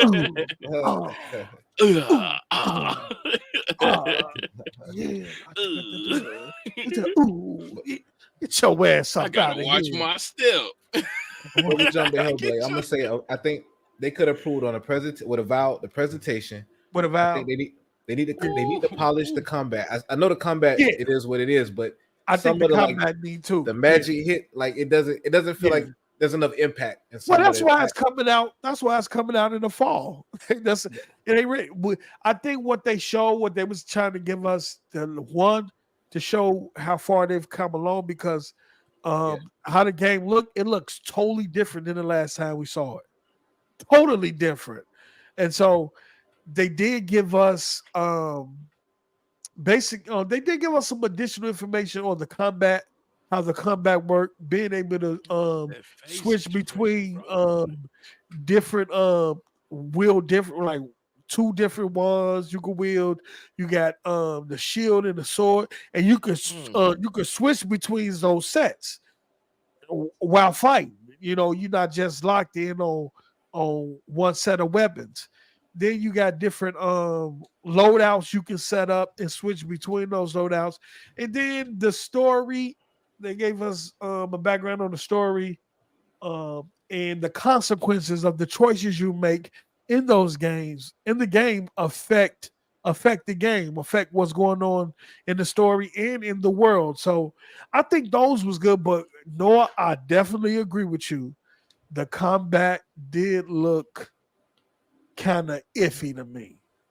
Hit detection, some of the stuff didn't really have that, that what I want to say, that zazz, that pizzazz. Like when you hit somebody with something and it just like you just tap them instead of just knock their ass out. Like it's a difference between you like really bow and then you hit somebody bad, but it sounded like you just tapped. It looked like you just tapped them. So they definitely need to work on the combat. Yep. I don't agree with you niggas on that, but y'all got it. What? I'm not finna argue with y'all. Oh, what you don't agree with? This game looks. You two niggas. Y'all, you talking about the snap and the zizz and the ahs and the oohs. No, for what this game is and the amount of power, like I don't think a lot of people really comprehend and understand what the hell is metahuman and this depth of okay, well, break it down. Break it down. Fake expression. Come on, the power. Break it down. The power that the Unreal Engine 5.3 is delivering to you right now is insane, brother. This is going to be. See, Ricky and them was trying to compare this, and they talking about what God of War is on the same level as this. No, it is not. Nowhere near it is. Nowhere. Oh, what? What are you talking about? They say Hellblade 2 visually is compared to just like Horizon and God of War, and I said y'all are smoking completely dope. That? Oh, you jumped ahead. You jumped ahead. Oh, you jumped ahead. Hellblade too. I'm jumping Hellblade. I thought y'all was talking about Hellblade packing the poop. No, talking about you talking about the Valve. They're just playing in the background. My bad, man. I just got that playing because we're talking about the developer direct. My God. I just wanted to hear. Do you have anything else to say about the Valve? No, you good. I know. Again, I'm going to go back and look at it again because, like you said, I ain't had the right visuals with it. No, you didn't. So I'm gonna hold my judgment on it. I'm not even gonna say nothing about it until I see it again personally. Okay. Now, all right. Avowed is slated for late fall, not late, but fall 2024, which is this year. I want to ask you guys: do you guys have any issues about not getting an exact release date, or just knowing it's coming out in the fall of this year is good enough at this point? I'm good, bro. You good? What about you, Melo? You was gonna say something, Noah? So what I need to know the exact date for? I'm gonna take time off from work. I need to reschedule it. Like, long as you know it's dropping this year. Yeah. What about you, Melo? Oh, Melo. Okay. All right. So we're gonna move along. Hellblade 2. Boy, you got me thirsty right now. Hey, I'm popping. Oh, my bad. I done messed up. Zero sugar. Oh, that boy cold. You poured in some ice too, nigga. Let me start. Sir. Yes, sir. Hey, Melo. He said you poured in some ice too. What's up, bro? Are you concerned about Avowed not getting a release date? Or just knowing it if it's coming out late? No. Okay. No. So long as you know it's coming out late, the fall of this 2024 is perfectly fine. And how Microsoft been going, like the problem I've been having with them on marketing and advertising games that's dropping, regardless if it's in Game Pass, stealth drop or not. You know, if they keep filling those up between those time and spaces, I'm good. I'm good until it drops. Okay, the chat. I ain't shot the same question. Please drop in the chat if y'all concerned with Avowed not getting a release date, but just knowing if it's coming out late 2024 is good. Which that's gonna be incredible. Avowed late 2024. You got the new COD that's coming out. That's probably gonna come out around that time in the fall. So man, incredible lineup. So we're gonna move on. What's next? Hellblade 2. All right. I need to get y'all thoughts and what y'all seen, what they talked about. Let me know. Any one of y'all can go first. No, you want Bro, to go first? 10 out of 10. Okay. 10 out of 10. That shit look crazy. 10 out of 10. That shit look crazy. I can't wait to play it. Matter of fact, I'm finna upgrade the graphics card on my PC Oh shit! just for that game, bro. Damn. But, I'm you Damn. better playing not on be grabbing that bitch on from the- J Dub no more. yeah. No. I'm gonna play that. I'm gonna play it on the box and the PC, but I want to see that shit at its best, bro. Like, my only concern, though. Okay, I do have one talk concern. to him. I'm going back and I'm playing through the first Hellblade, Okay. and they got to do away with these symbol puzzles, man. Bro, that shit just. I think I'm getting older, dog. That shit hurt my eyes, bro. I'm getting a headache. I'm like, take the symbol puzzles out where you gotta match the symbol with random. Bruh. Nigga, you gotta put you gotta sit at an angle where a tree and a post and a nigga in the background are standing in the exact position so it matches the shape of the symbol. Take that shit out, man. Bro, just And Mello was like, was over there like, where's the P? Where's find the that shit, bro. P? Nigga, I'm finna say with this P. I seen like 30 different Oh, objects that look like a P, bro. I'm like, nah, this is it, bro. I don't know why this shit ain't unlocking. Hey, truth be told, Noah, Man. that's one of the reasons why I stopped playing. Oh my God, you too? That shit deterred me, bro. It deterred me. Why I said I'm gonna come back to this, man, because I'm like, I know I'm looking at this shit right. This shit. Yeah, bro. Hey, yo, hold on. Oh, Let's keep it man. funky, bro. Let's keep it funky. Before Hellblade came to Xbox, it was a PlayStation exclusive. Big Money gonna be mad because he just told me this. It was a PlayStation exclusive. All the PlayStation guys were bragging about how fire Hellblade was. As soon as that shit got announced for Xbox, and then we got the Xbox One X patch, that turned around. Yeah. But this nigga Big Money was like, nah, he said when we was hyping that shit on PlayStation when it was an exclusive, he said, yeah, I was in the background. He said I was in the forefront, like, yeah, this shit hot. But in the background, this puzzle's too much. I can't. Shout out to you, Big Money. Shout out. Hey, you know what? Big Money ain't never lied, because when they found out it was gonna be like exclusive to PlayStation, people was doing videos, they was doing screenshots, all the screenshots you seen on Twitter. This game looks amazing, PlayStation exclusive this. And then when it released, I will never forget. Shout out to my brother Porter Rock. Oh man, that it only sold 250,000 copies on PlayStation, and Porter Rock went off on the PlayStation community. Shout out to him. He was the only one that really kept it real. He was like, what the fuck is y'all doing? What is we do? We sat up here and we hyped this game up and did all that hype, talking about exclusive this, and y'all didn't even go out and battle shit. He was the only one at that time that called the PlayStation community out because they used that game and the screenshots and the graphics and the way it looked to kind of, clown the Xbox community. And when it came out, it only sold 250,000 copies on PlayStation. Damn. Crazy. But go ahead and finish, no, my bad. Oh, no, but I mean, outside of the puzzles, right?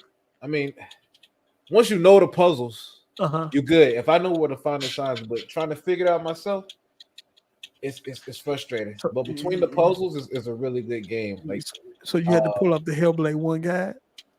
Nigga, I pulled a Z. hey, shout out to my boy Greatness. I'm like, Greatness. Hey, yo, where I find shit shaped like an M? I can't find this shit. Man, if you put the Z, you put it on the easiest difficulty and turn on all accessibility options. I'm trying to get through it. I'm hearing this in the background. It gave me a whole different perspective on this, man. I ain't even gonna hold you, man. Hey, you like, I was one of them guys that went in there and bought the goddamn gas for games. I'm like, what? A wise man once told me, work smart, not hard. I take that shit to heart, bro. You know what? I ain't gonna need lie though. That's how I was when I went back to Gears, right? I was like, man, I just want to breeze through it. But it's crazy though. I didn't know Gears 5 was that short. One, yeah, and I didn't know that I was that close to beating it where I left off. I didn't know I was that close to beating. I was like 2 chapters away from beating it, and I finished the last 2 chapters and I beat it, but I ain't put it on the most difficulty settings. What game? What game was this? Gears 5. Gears. Oh yeah. I didn't know I was that far from beating it. I was like 2 chapters away. I did the 2 chapters and I'm like, that's it. I follow with Gears 5. I ain't like the ending. I like the game. Yeah, me in too. Its entirety is fire, but the ending was lackluster. Like it's a cliffhanger. Yeah. I didn't like that. It's the same way, and I didn't like that with Gears 4 either. Gears 4 did the same way. And another thing, I was salty, right? Because Gears 5 been out for a while, so everybody should know this. You have a choice to figure out who you're going to save, right? I think it was either JD or the black guy. It was hard, bro. Right? And it wasn't hard. My inner Malcolm hard for me. Hard, but my love for hey, look, it wasn't hard for me, baby. It's tough, bro, because I'm Marcus Phoenix is my boy. I grew up with Marcus Phoenix. But at the same time, it was Martin Luther King's birthday, so I had to make the right choice. You feel me? Hey, man. Hey, you come to a real cultural moment right there. That black man got a sequel and my guy. Hey, let me tell you something. And I wasn't cool, and I was just rushing. I pressed the wrong button, man, and that black man got. Man. And then I didn't realize until afterwards that I wasn't cool or nothing. I'm just letting you know, I was too quick with the buttons, and the black guy just, man, bro. I didn't know until afterwards. I say, oh shit. That's what everybody. Hey, I doubled down with it, even on the multiplayer I played with him. Like, nigga, we champion him. He won us. Hey, bro, I felt bad though. Marcus, I had to get a news from Marcus Phoenix. But man, hey man, he fought a good fight. That's a whole different. That's a whole different discussion. I think that's a topic that we should do on the Shad Show. How race determine decisions that's made in games. I think that should be a real serious conversation, a little sad conversation. I think we can go deeper than that.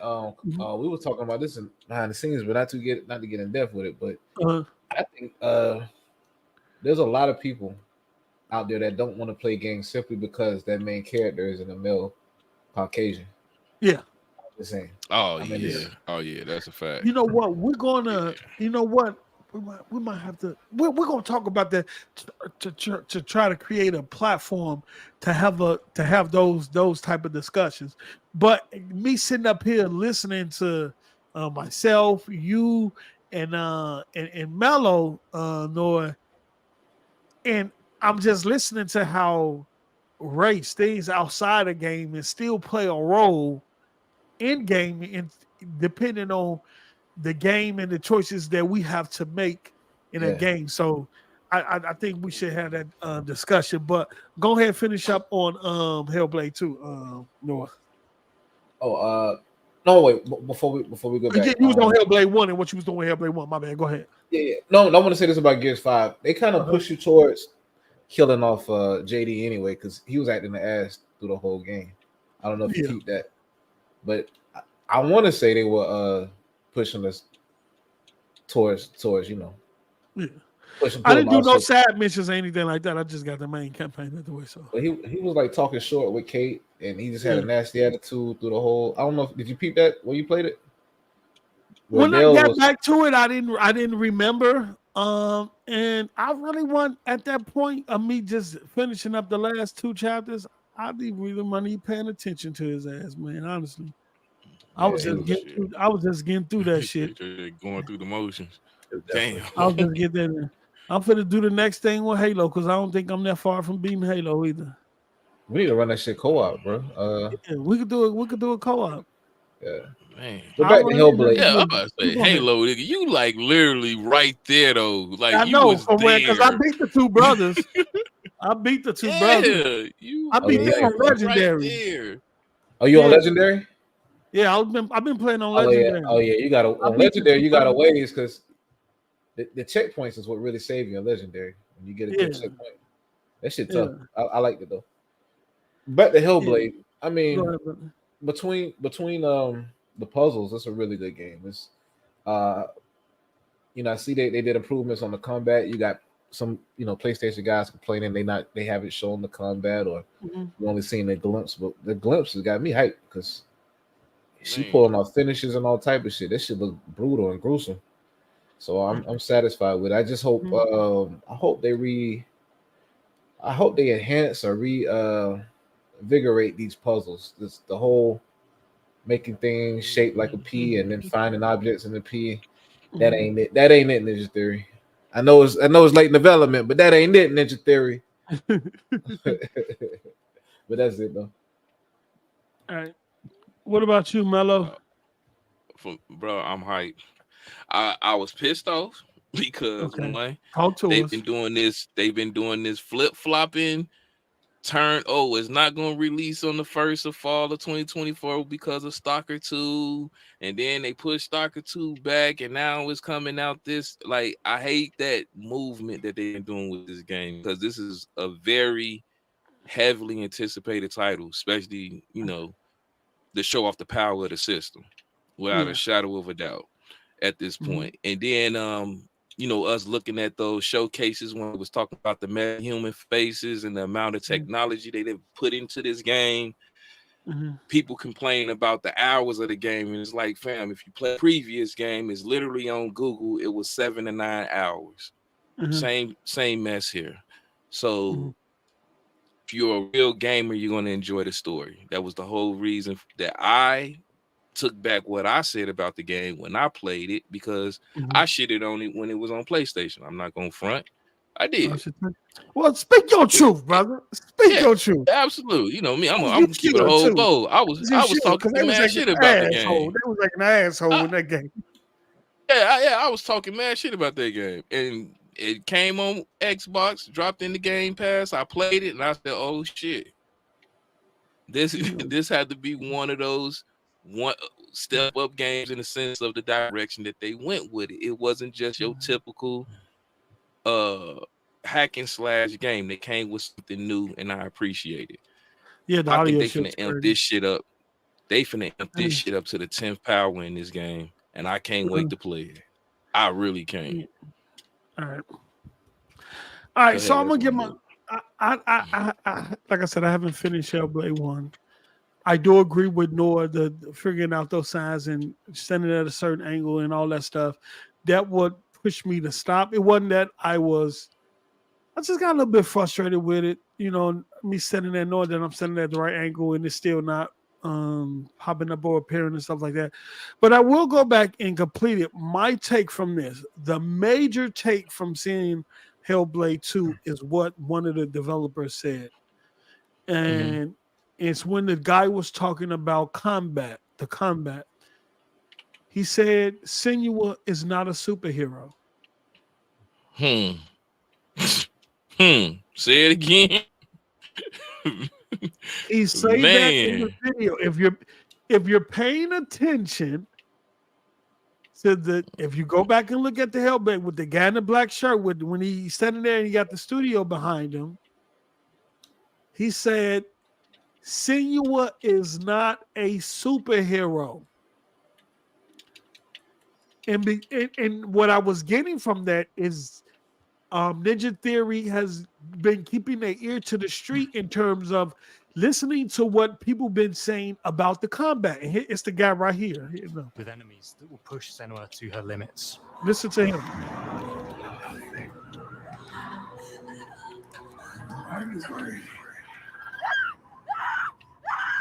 On Saga, we've taken everything to the next level. With a new There you motion capture go. space, a bigger stage.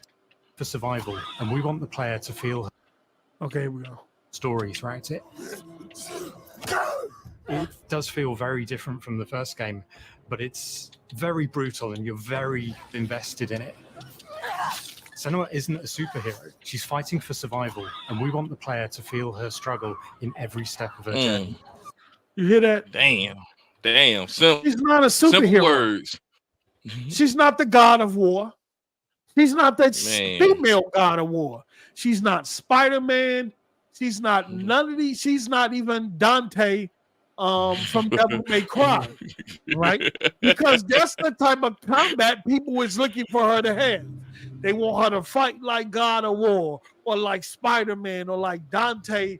They want her to have those type of combat capabilities. But what I got from this is him saying, look, we're trying to stay true and stay real as possible to what we have here.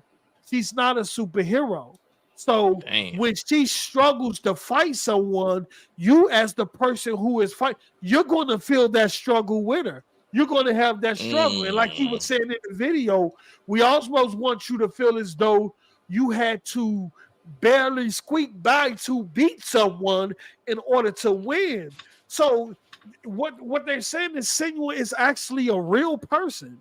And real people don't have superhuman. You got to fight one person at a time. She's a Celtic warrior. She's a Celtic warrior in an era where she don't know karate. She don't know martial arts. Hell, she don't know none of that. All she knows is how to swing a motherfucking axe and a sword and how to defend. And swing a sword. Right. Yeah. And so that's what I was getting, because I did, and include myself in terms of the combat. I too wanted them to improve that, but when I watched this video, I said, okay, they're going towards realism. Like if a real Celtic warrior at that time, right? They weren't superheroes or anything, but they was the master of their art in terms of axe combat and sword combat. And they fought it at a certain way in that specific time period. And when I heard them say she's not a superhero, I was thinking, oh, that's the Ninja Theory. Hearing what people have been saying about the combat since Hellblade 1. And I know people wanted her to have all these flashy moves and all that shit like that. But if you're looking at it from the perspectives of someone that's actually have psychosis and stuff and actually have mental issues and seeing things and stuff like that, I don't think they seeing themselves in a God of War outfit or a Spider-Man outfit doing 50 hit combos or images that they can see that can't nobody else see. You feel me? Damn. So I just think they're going for more. Yeah, I just think they're going for a more realistic approach in terms of how people was fighting in that time period, and that's okay. And they might get slack for it. Another game that got slack for it was Rise of Rise of Tomb Raider? No, Rise. I'm not saying Rise Up, but Rise. You remember Rise? Yeah, I remember Rise. Oh, Son of Rome. Yeah, the Gladiator. Okay. Right. Yeah. They wanted to stay true to the combat in that specific time period. And they wanted to stay true to it all the way down to the weapons they had access to in that time period. And that's why it wasn't a variety of weapons in that game, because they were staying true to the time period. And they were saying, look, these are the only weapons that existed in that time period. And so they got penalized for that, because people wanted more variety in weapons. They wanted more variety in the combat.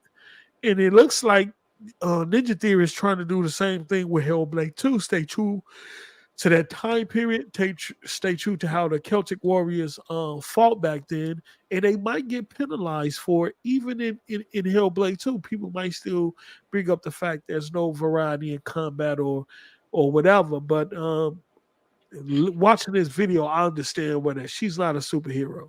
She don't have superpowers. And she's only a Celtic warrior that don't know kung fu or martial arts, and she ain't got no guns or nothing like that, because they ain't have access to no guns. Man, they have access to no guns. The most simplest shit ever. To try to prove to some people, yo. But ain't this the number one thing they've been? I don't want to make this into like a female race thing, because trust me, I'm not doing that. But ain't we the same ones that have been? Well, I don't want to say we, but gamers have been talking about this whole narrative of like females that can just overpower males just automatically out the blue. That fit in that same narrative right now. Not saying that, that it ain't came up no with women that can't hold their own. I'm not sitting there saying that, so I don't want nobody can screw that or, say something crazy. It's just a lot of the games that we've been getting, people have been pointing that out. But I'm just saying, you're dealing with a woman that got psychosis. Why would you put a gun in her head? I'm gonna tell you this And the though. mental, If a female, if a woman trained harder than you as a male, she gonna beat your ass. Absolutely. I'll be right back. Absolutely. That's just the reality of it. I think the you argument with definitely Spider-Man is Spider-Man's a superhero with superpower, but it felt like what's her name? Mary Jane. Lois Lane had all the power. Yeah, Mary like Jane had all the power. I'm Spider-Man. I get bit by the radioactive Spider-Man, but you got this gun that's just taking out enemies one by one shot, and enemies that I gotta go toe to toe and fight to the inch of my life with. So I get the argument there, but yeah, I like to see variety and diversity when it comes to protagonists. Females, different races, ethnicities, whatever. Right. Yeah, it was just saying, just off that narrative, because it was just like, oh man, all of a sudden he just so weak and he get his ass whooped by a lady with flimsy arms, like it makes sense. But when I think what? I think I missed that part. I don't think I heard that what post just dropped right now because it was kind of crazy. Maybe because it was too many people talking in the chat. Oh, you didn't hear that in the during the live stream? I did not hear that. They said Mary Jane was mixing with high quality. Man, yeah, she was Splinter Cell out there. Mary Jane was Splinter Cell out there, bro. Like, man, I didn't even want to play as Spider-Man no more. Let me fight Venom with Mary Jane. Get that with the pistol, man. Let me just. I'm gonna take out what's her name, Craven. I'm gonna take out Craven the Hunter with Mary Jane. Where he at? Man, yeah, she was OP. But no, at this point in time, man, it's just I like the lineup. I'm ready for the game. Enough of the cliche. What was up with this dude's suit, man? I'm sorry, that nigga suit threw me off even at the showcase. Some of that leather jacket. That leather jacket. Yeah. What is up with them in leather, right, bro? It was even the dude that Ninja Theory, that nigga love leather jackets, bro. Like what the fuck? I'm back. Let me feel okay. So outside of that, I know what to expect from a comeback. I know not to assume something is going to be super over the top in combat. I think they're just going to improve on what they already had there. Number one. Number two, I like that it's going to be a short narrative experience. I don't have to deal with a game that's going to be 20 or 30 or 40 or 50 hours. It might be coming around the same length as the original, which was about 8 hours, right, Noah? Yeah. Well, I've seen some YouTube playthroughs at 5, but that's 5. Cool. So, that's people. That's players that know what they're doing. Man, you. Yeah. If they got them puzzles like on part 1, it'd be a whole 25, 30 hours, man. You playing it. I can't find the letter X nowhere. Where's the P? Everything look like the letter P. I done turned this P like 50 times. But I think it being a short narrative experience, I think they hit the sweet spots. I know a lot of people are getting tired of these long 30, 40, 50 hours open world games. So I think something that's going to be short, a strong narrative, really, really, really, really incredible graphics should be fire. And then last but not least, the graphics. I don't know what Ricky and the people over at the arcade was talking about. Matter of fact, y'all subscribe to my brother Ricky Brown. He got a channel called The Arcade where they talk about gaming, wrestling, some of everything over there. I don't know what they're talking about. Hellblade 2 is in a league of its own right now. God of War Ragnarok looks nothing like Hellblade 2. And even what's the name? The other game they were saying, Horizon. looks nothing like Hellblade 2. I'm just saying it's in a whole different league. So, but I would say improvement on the combat, strong, short narrative gameplay with the graphics that we already seen. Then I think you have a winner there. And the fact that it's coming in at $50, what do y'all think about that? It's only going to be $49.99. I'm getting that thing on Game Pass. Don't mind me now. Not me none at all. Yeah. That shit could have said $300. I don't care. Game Pass. $1,000. Game Pass. $1,000.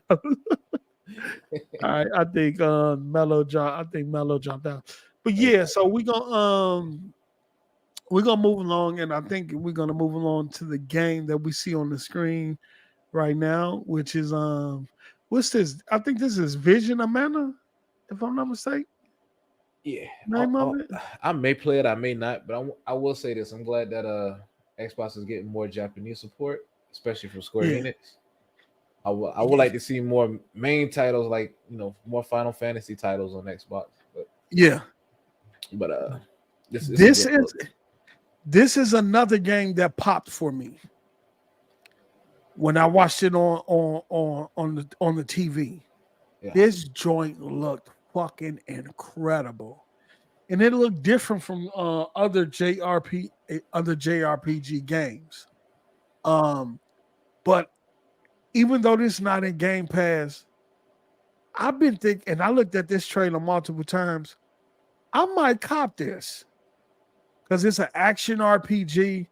I don't like the what's the other fighting system that's in JRPGs where you got to take your turn-based, like turn-based? I don't rock with turn-based, but this here, I do. This joint looks fire. And I ain't never heard of this series. I'm gonna be honest. I've never heard of it. They start on like I want to say Super Nintendo and OG PlayStation. Yeah, Vision of Mana. Yeah, they said it was Secrets of Mana. It started 16-bit. Yeah. So they did Final Fantasy, Secrets of Mana. I want to say Chrono Trigger was on the Square too. Yeah, it was a lot of. They used to do a lot of JRPGs. Like Final Fantasy was just the most popular, but they had a ton of Japanese RPG like series that was similar to Final Fantasy, especially like the 16-bit era.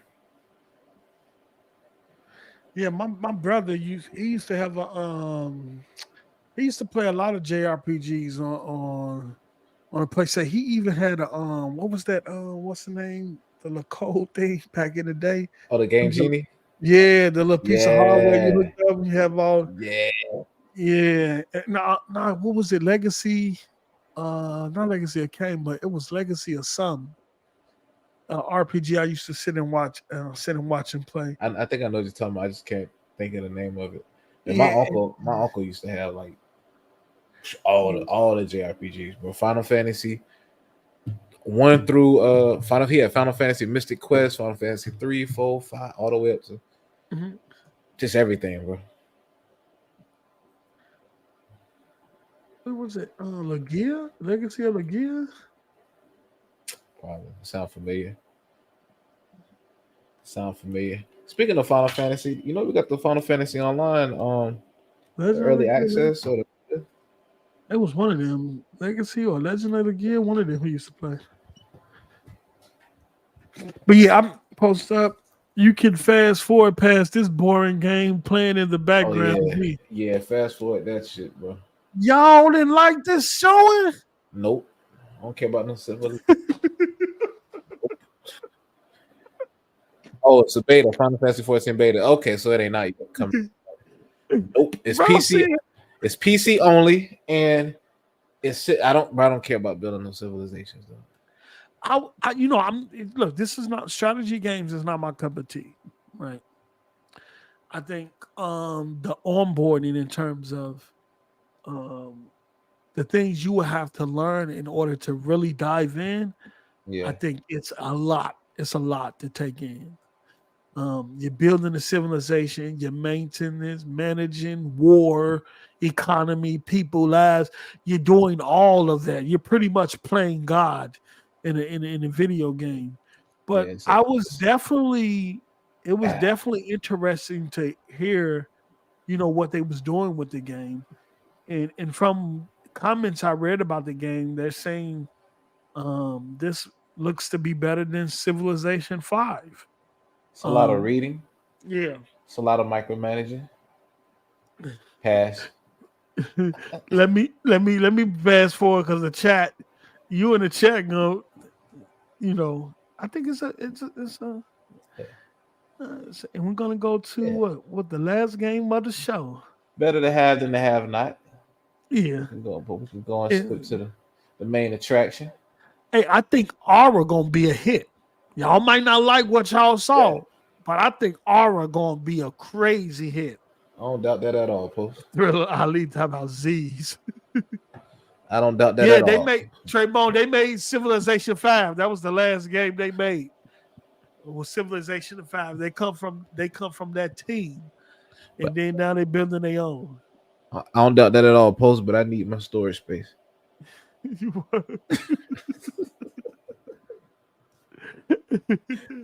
Outlaw 2120 was good. All right, so we're going. The chat is not feeling that history untold. My bad. I skipped it, y'all. My bad. All right, so we're going to move along to one of the games that's been getting much attention with Indiana Jones. And before we even start talking about the game, we're going to start talking about the BS that's been going on around the game. Let me stop this screen share and let's look. Let's look. What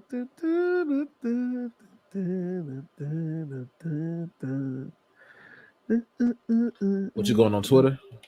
Yep. Oh man. And you know it. Look at this shit here. Let's see how the media and everybody been reacting. Let's look at this. Listen to this. Two things. One, I'm kind of bummed out about. One, I really think is something that some people are making a big deal out of that they absolutely should not be making a big deal out of. Number one, I was very bummed out to find out this was an Xbox exclusive. I guess other people knew that already. No, I was very sad about that. Because Bethesda is owned by Microsoft. Yeah, which makes sense. But Sure. I want it on the Xbox PS5. console. Still bums That's me true. out. You can stream You don't need an Xbox console. It's on Game Pass day one. But I don't want to play it on a PC. I want to try it on my You don't have PlayStation. to. You could play it on just your internet. On I whatever, still, on your phone. I want to play it on my Ray, I spent so much I'm money. bummed out about I it. spent so much money. I'm just saying I'm bummed out about it, right? That's fine. It's fine. Okay, it's fine. You know what? I'm sure Xbox users wish, some games on PlayStation. For sure. For sure. We want Yeah, but a lot that's of your games. fault for being a second-class citizen. Oh, so I have Whoa. I have Whoa. What? Hey. I I'd like have to dual thank everyone. citizenship. Thank you Shots very fired. much. I'd like to thank That's everyone nice. who's Well done. supported me That's throughout the way my to journey do it. here at the John Triple Championship. citizenship because I have Switch. So Okay, but here's the part that I just see angry people online over something really ridiculously trivial. Huh? What? Did y'all hit it? Yeah, JB. He goes, look at this. Oh, it don't stop there. Hold on. First question: who is this guy? Who is this person? I never. That's John Campia. He be doing movie reviews and all that. They casuals though. They casual though. We just hold on. We don't stop there. Though. Let's come down here. Let's come down. Where is it? Let's come down here. Let's see what we got here. Christopher Drake. Xbox lineup for 2024 is looking pretty nice. Some of those games are a little different to the usual Xbox stuff. 2. Indiana Jones and Hellblade in particular looks a little PlayStation-esque. What? Huh? What are you saying? That was a low key. Obviously, they need to deliver, but good potential there, particularly on PC. What that say? I also love to play the Indiana games The Indiana Jones games on Switch 2. Love machine games. Look at this shit. Look at this shit. Indiana Jones and Hellblade in particular look a little PlayStation-esque. What are you saying? Xbox? No, you know what? Never mind. Let's move along. Another article. I think I could happily give Microsoft the benefit of 5 years on this, for the sake of the Xbox fans who will surely riot if such a thing were to ever happen. Presumably, by then there will be some sort of Avowed Complete Edition with all of its inevitable DLC packed in. I think that will be a pretty fitting time for it to make the jump to PlayStation 5. Look at this shit. Look at this shit. Y'all see this shit?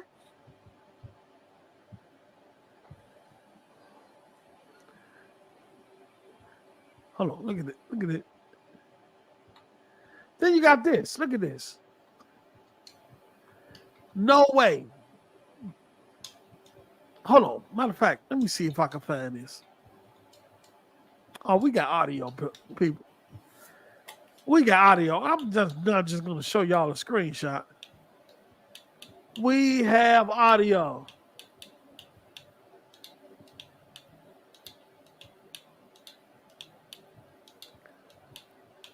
Where is it? Here we go. Give me just a second here. This is how, matter of fact, not only that though, I'm gonna show y'all the whole thing he said. I'm gonna show you. Then I'm gonna go to the audio. Look at this shit. I think I could have to give Microsoft the benefit of 5 years on this for the sake of the Xbox fans who will surely riot if such a thing were ever to happen. Presumably by then there will be some sort of Avowed Complete Edition with all of its inevitable DLC packed in. I think that would be a pretty fitting time for it to make a jump to PlayStation 5. I can wait 5 years. I mean, I'm technically still waiting for signs of life from the Elder Scrolls 6 after its announcement in 2018. And that's taken 6 years of my life already. Maybe by the time it finally launches as an Xbox exclusive in 2029, not a real release date, by the way, I can ignore it for another few years thanks to Avowed coming to PS5. Look at this shit. What are we doing? When did this stuff? I thought Xbox didn't have no games. What are people asking for? You see how the media is flipping now? It's crazy, bro. It's crazy. Wow. Hold on, let me bring up this. Look at this shit right here. Look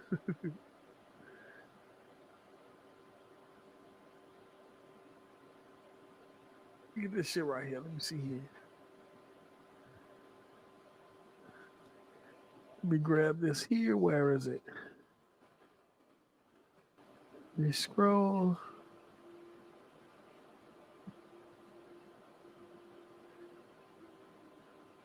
I know it's here. Let me see here.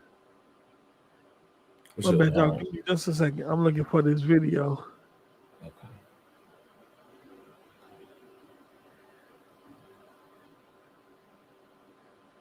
It should have been.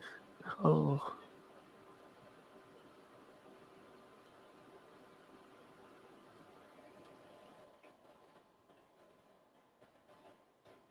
Let me see here.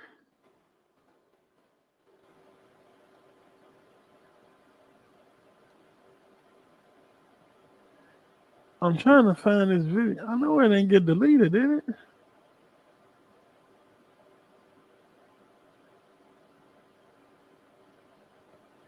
My bad, y'all. I'm trying to find this.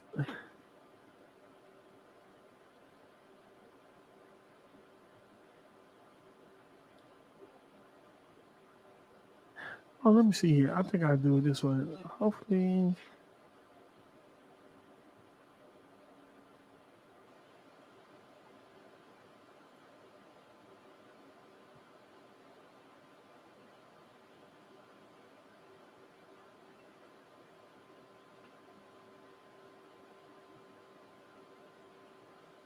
Oh boy. It's so much. I gotta remember where I put this stuff. Did I bookmark it? Because let me tell you something.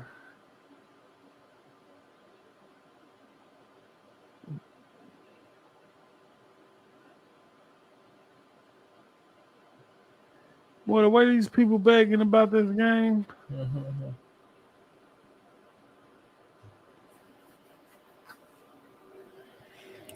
And I would not be able to find it. While you looking for that, I will say the whole first person, third person argument is crazy. It's crazy. They really wanted this game to be like Uncharted. But machine guns are doing what they do best. First person game. First person titles. Yeah. Same team that did Chronicles of Riddick, same team that did Wolfenstein. Matter of fact, me and Teddy got into it. You know, Teddy, you don't never know what side Teddy gonna be on. What Teddy say? Talking about you should have a choice to play the game in third person. How they gonna make the game third person? And I'm like, bro, you live life in first person. Why is first person the problem now? Like, yo. You say. But nah, bro, like I like what they're doing with Indiana Jones. I like the fact that it's first person. I love the fact that it switched between third and first when you doing like exploration. You told that man he lived life in first person. Yeah. Man, because you can't see your own ass, bro. Like, what's going on? Dog? Like, people really want to see Indiana Jones' ass when they play the game. I don't. What's going on, bro? Hey, Spooty Love got a super chat. I got you. Shout out to Spooty Love with the 500 yen. Pony's legit big mad because Indiana Jones is not in third person. They were already plotting the comparisons to Uncharted. Foiled again. Shout out to y'all. Hey, they had memes ready, Spoonie. Facts. They Hey, yo. had memes and videos ready. I like what MK said. This is all of a sudden dudes got motion sickness. Same people capping for PSVR 2.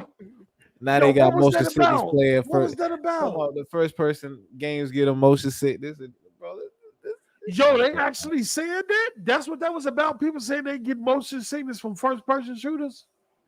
Yeah. The same people who sit and play Call of Duty all day? Mm-hmm.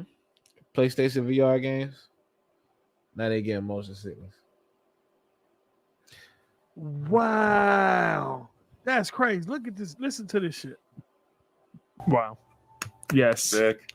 Game Pass. Sick. Game Pass. Wow, Game Pass. Oh, that's actually, well, I wonder. What's the deal with I'm that? curious because even if it were on PlayStation, they wouldn't say it in the Xbox show. I'm just surprised it's on Game Pass. Right, but it's like that's the weird thing is like with the license, would they put it on PlayStation or not? Oh, okay. Yeah, I don't think so. It's Toto. Let's see if there's one more, but I kind of doubt it. No, that's it. Yeah, the one more was Invasions of Mana. Yeah. Well put together. Pick one. So I'll definitely be looking for an email though to see confirm that it's not on PlayStation. Yeah. Because that is a 10 out of 10 exclusive right there. Yeah. Wow. You can't look at this shit. Yo, y'all hit it? Yeah. Bro, look at the media. Look at how they acting. Entitled. Are you shocked? It says Series X PC. I need to look for an email to confirm that it's not on PlayStation. Are you shocked? Even if it was on PlayStation, they wouldn't have said it at an Xbox event. Are you shocked, Post? Are you really shocked? Let me tell you something, Noah. Times have definitely changed. They have definitely changed. Real, bro. This shit is crazy. But what you think about Indiana Jones? Oh man, I can't wait, bro. I can't wait. That shit look dope, bro. I'm glad it's not third. I don't want every game to play the same. I don't want like we already got a Tomb Raider on the way. I think it's dropping this year. We just don't know the release date. I know Crystal Dynamics working on Tomb Raider along with Perfect Dark. But every game doesn't have to be third person. We used to get adventure games back in the day that were first person, like 007. And shout out to Ricky, 007. You know, Chronicles of Riddick was first person, and those games were a smash hit when they dropped. Yeah. Plus, the only people that are complaining are the PlayStation guys. If you look on YouTube, social media, people are hyped to playing. People are saying, "Damn, I wish this was coming to PlayStation." Yep. That's the reception I'm seeing everywhere. The only people complaining about motion sickness are the fanboys. Yep. My bad, y'all. My bad. It's crazy, man. That and you know what? I looked around. Outside of people having their preference on the first person view, Indiana Jones was received well. Very good. Very well. Very, very, very well. And I see a lot of people that's hyped for it, right? And that's why you have all these media people coming out talking about, I want to play it on my PlayStation. Yeah. And it just goes back to me remembering time people, especially Indiana Jones is not a big IP because the last movie they came out with was trash. It's not gonna have that impact. Blade is not a big IP. It ain't in the same realm as X-Men and Spider-Man and Wolverine. And yet people is hyped for it. Indiana Jones and Blade had huge receptions. Yeah. Huge. Now, what you say think about Indiana Jones? Oh, go ahead, Noah. Go ahead. For Mellow Star, I want to say this. PlayStation guys have always screamed from the top of their lungs, it's all about the games. Yeah. They said, why are we counting companies' monies? Facts. It's not when we went NPDs, they said it's not about hardware sales. But then when they went NPDs, of course it is. But the number one thing is all about the game, and I want to see you put your money where your mouth is. If it's all about the games, you can only play these. You can only play this game on one console. You can play it on PC, you can play it on cloud, but you can only play it on one console. If you call yourself a console gamer and you want to play these games, you know what platform you're gonna have to purchase. Come to death row. Talk that shit, we support the what? The gamers. We support the developers, right? Hey, they support the developers, right? That's what they say. Man. That's what they say. I support my family. I support me with Game Pass.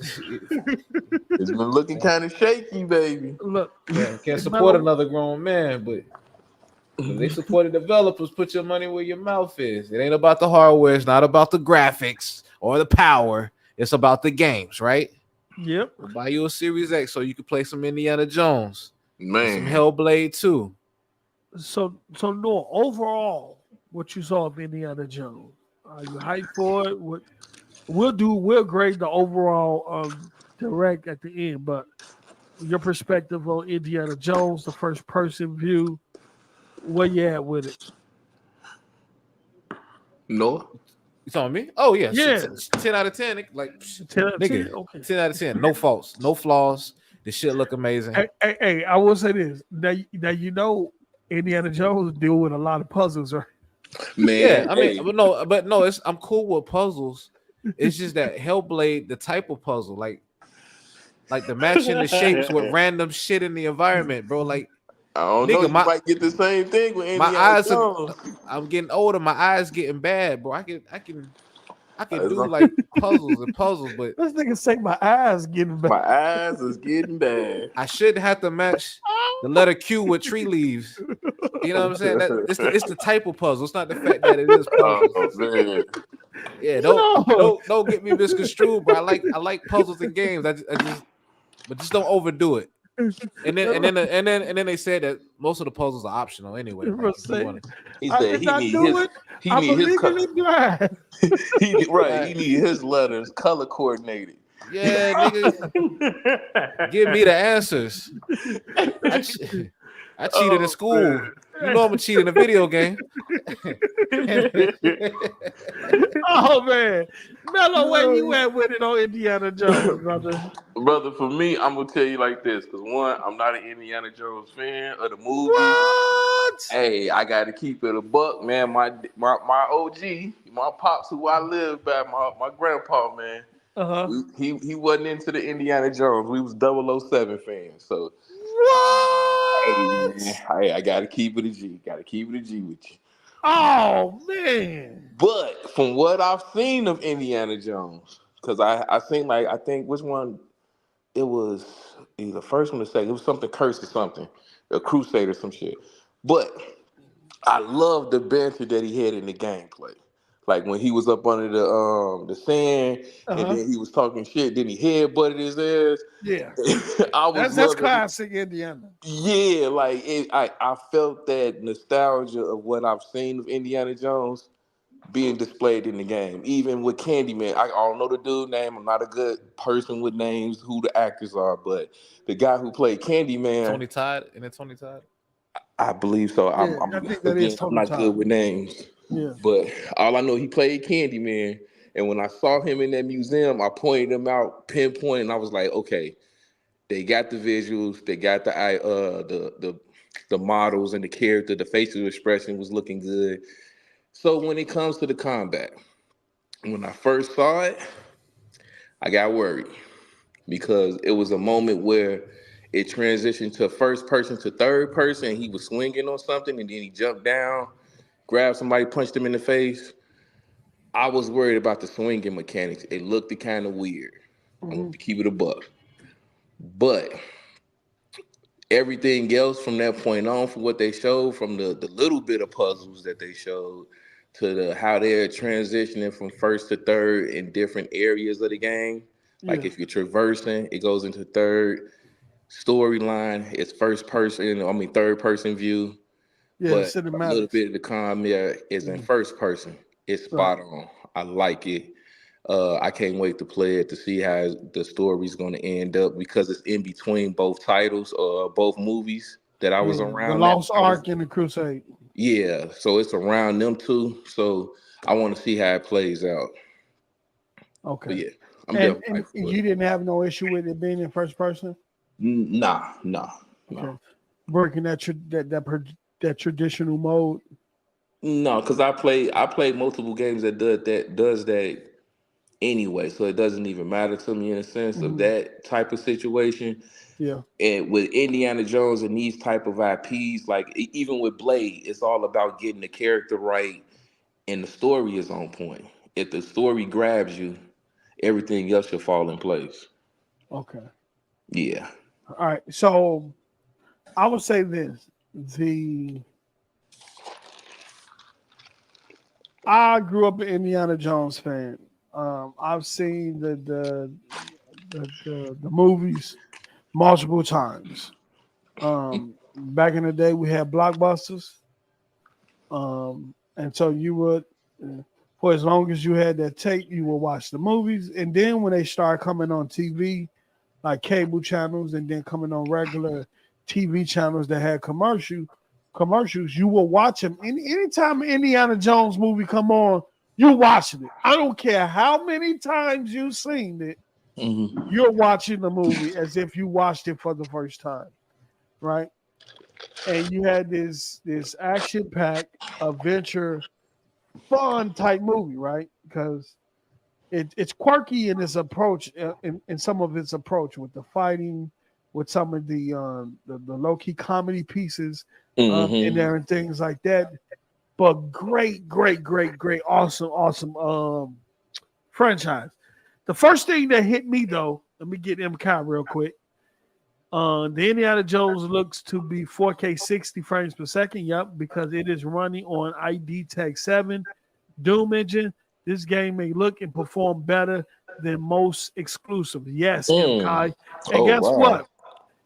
That's how the game gonna look better than that. That ain't the graphics is I think the last thing they touch up during development. So it's gonna even look better than what we see here.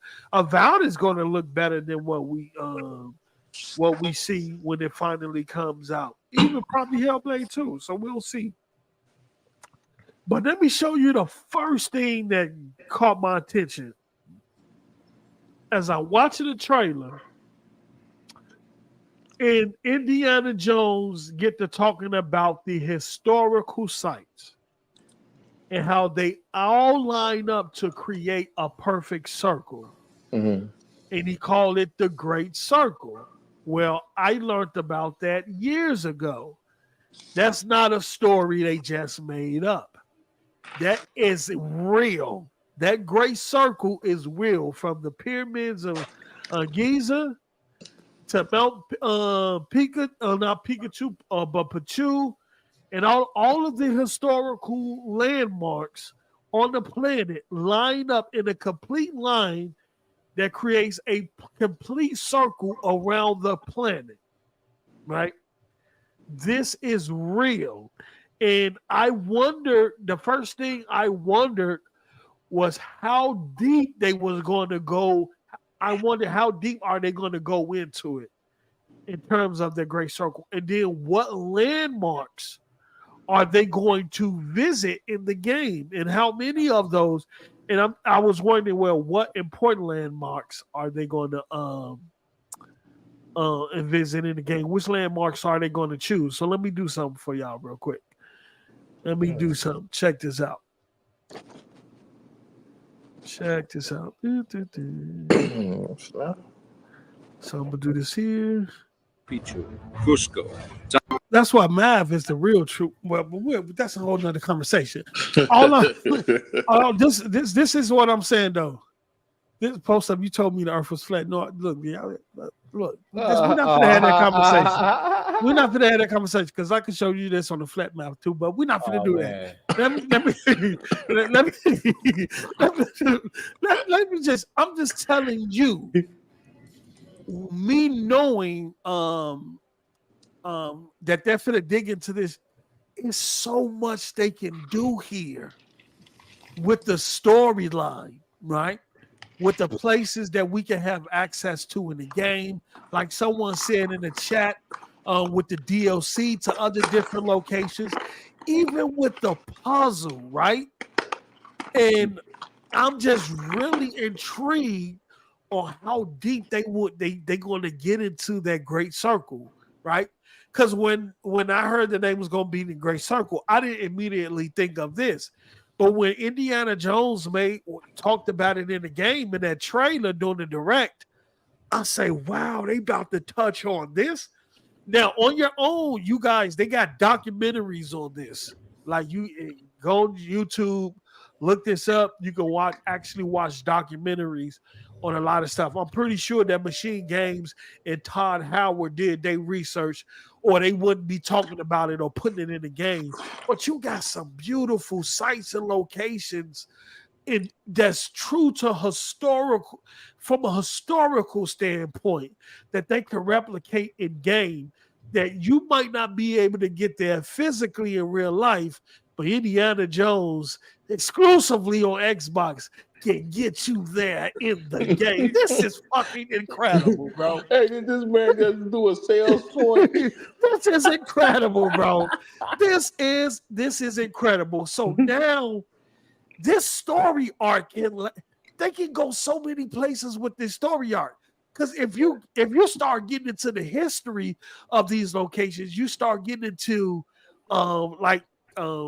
the guy say that the writing, some of the writings on the wall, depictions of aliens, all types of stuff. I ain't gonna get into all that, but you guys know what I'm talking about. Yeah, they have an opportunity here with an amazing storyline in the Indiana Jones universe.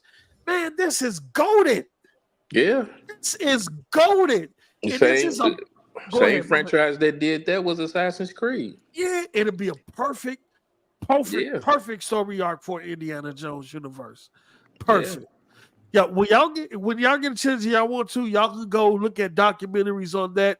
If y'all want to learn a little bit more about it and get deep into it, it is crazy. The mathematical precision that it took to accomplish this and how all that stuff aligned with the golden number is freaking crazy. And it helped you question, is this human made? Did we have some help?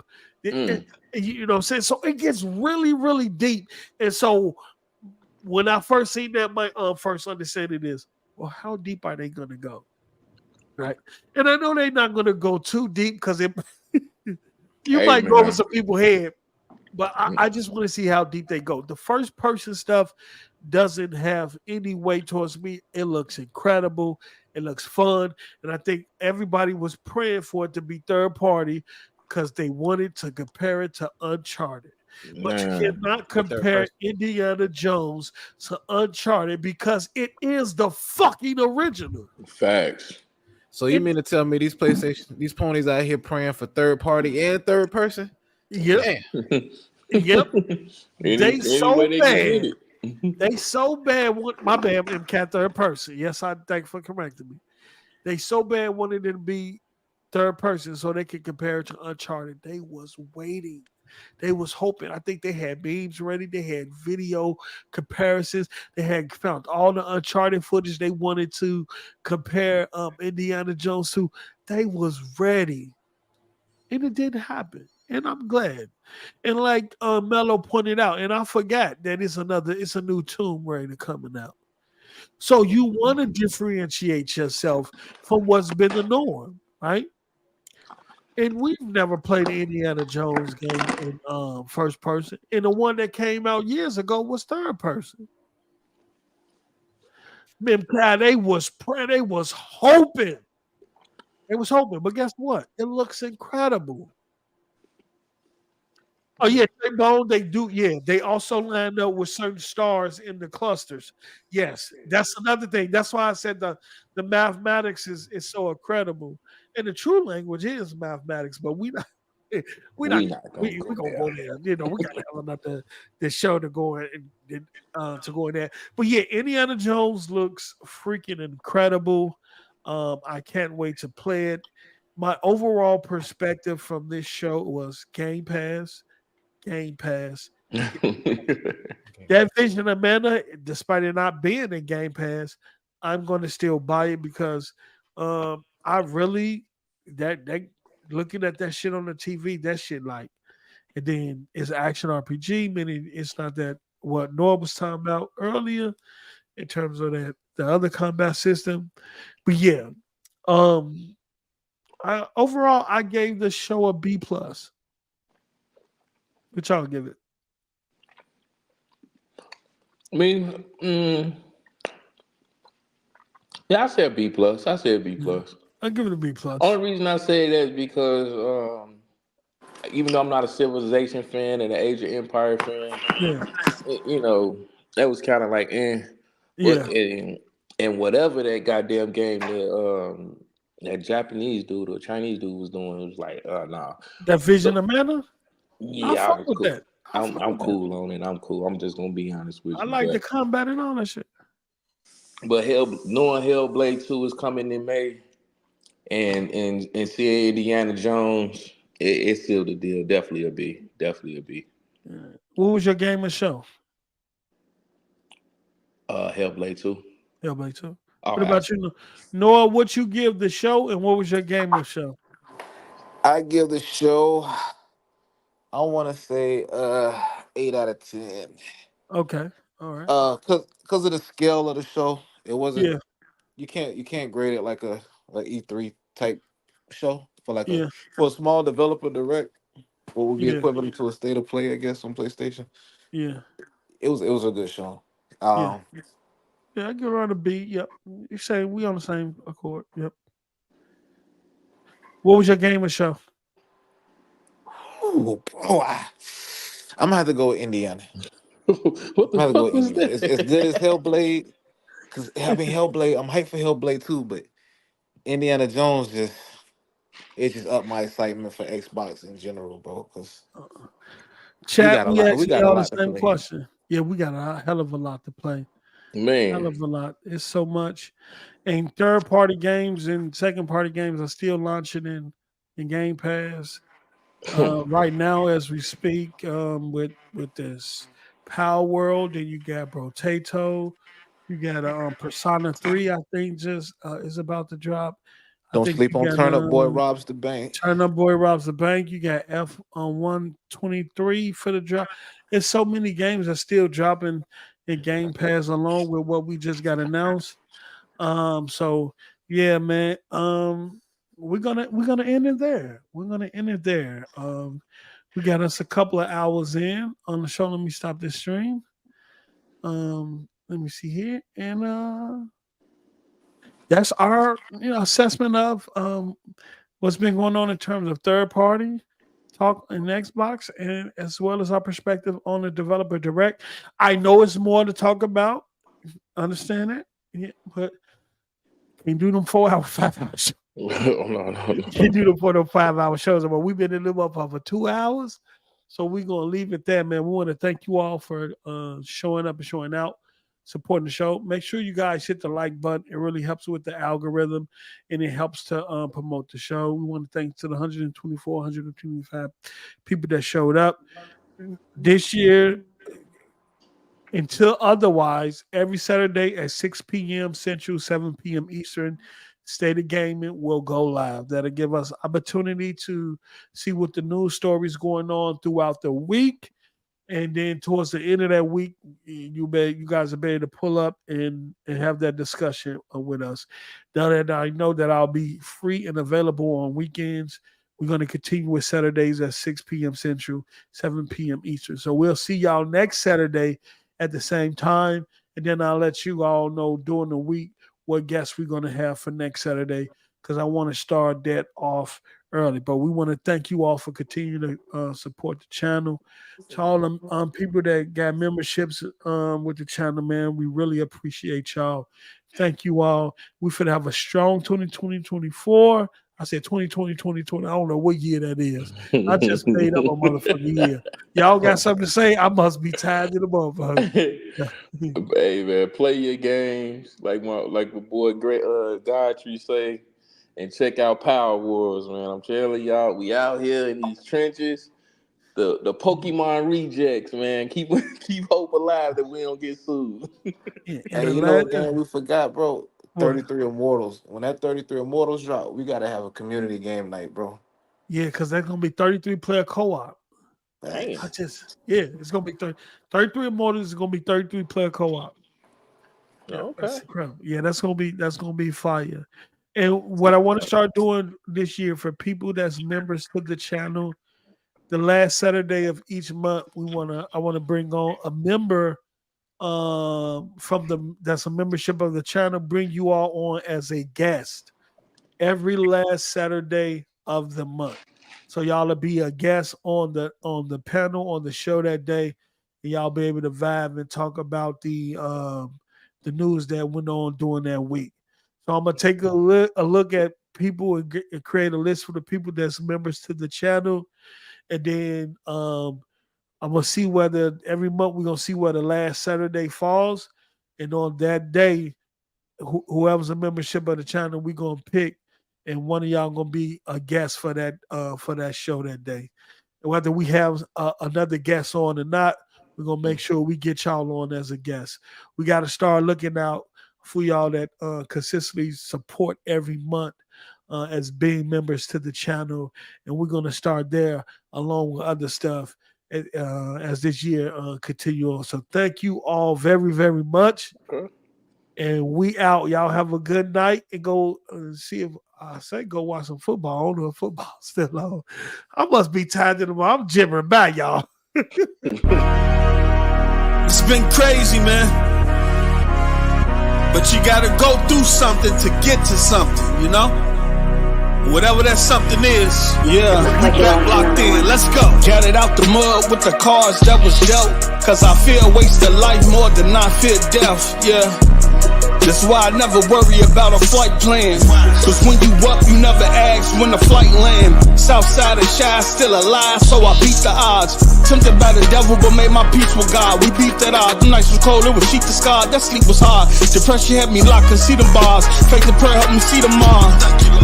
Couple guys I had to take off on them. Shit's different when they tryna pull a take off on you. Rest in peace. Set the table for niggas and set my plate aside. So when you see me feeling mass, know that it's justified. When niggas get the buck and I get the pesticide. Jungle full of gorillas, who let the pests inside? No object formed against me shall be weaponized. That's why the guys pull up like an exercise and press the bench when they woofing from the sidelines. Yeah. Long day now. Trying to find my way out. Life is such a precious thing. So precious. Hoping that she stay there. No, I know. Yeah. And we find a way. And we find a way. And we find a way. Come to money, play my part, he ain't talking acting. That's right. AI with the rock, we just talking practice. Teacher said I'd be dead by 21, never happened. Hid the message in the music, go and play it backwards. Found a way out with these words, that's another access. Nothing showing life but death, living paying taxes. He needed money, went and got it, but I had to spend it. Problems got solutions with another, every other minute.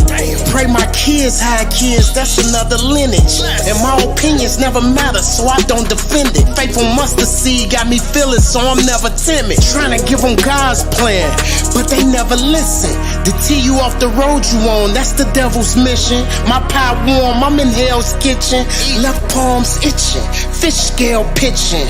Left me in the cell for dead like a living organism. Jail wasn't bad as I thought, just a pause existence. Family and friends on point, so they did more than visit. Humiliation humbled this one, patient put in my position. Failure my opposition, lower self my competition.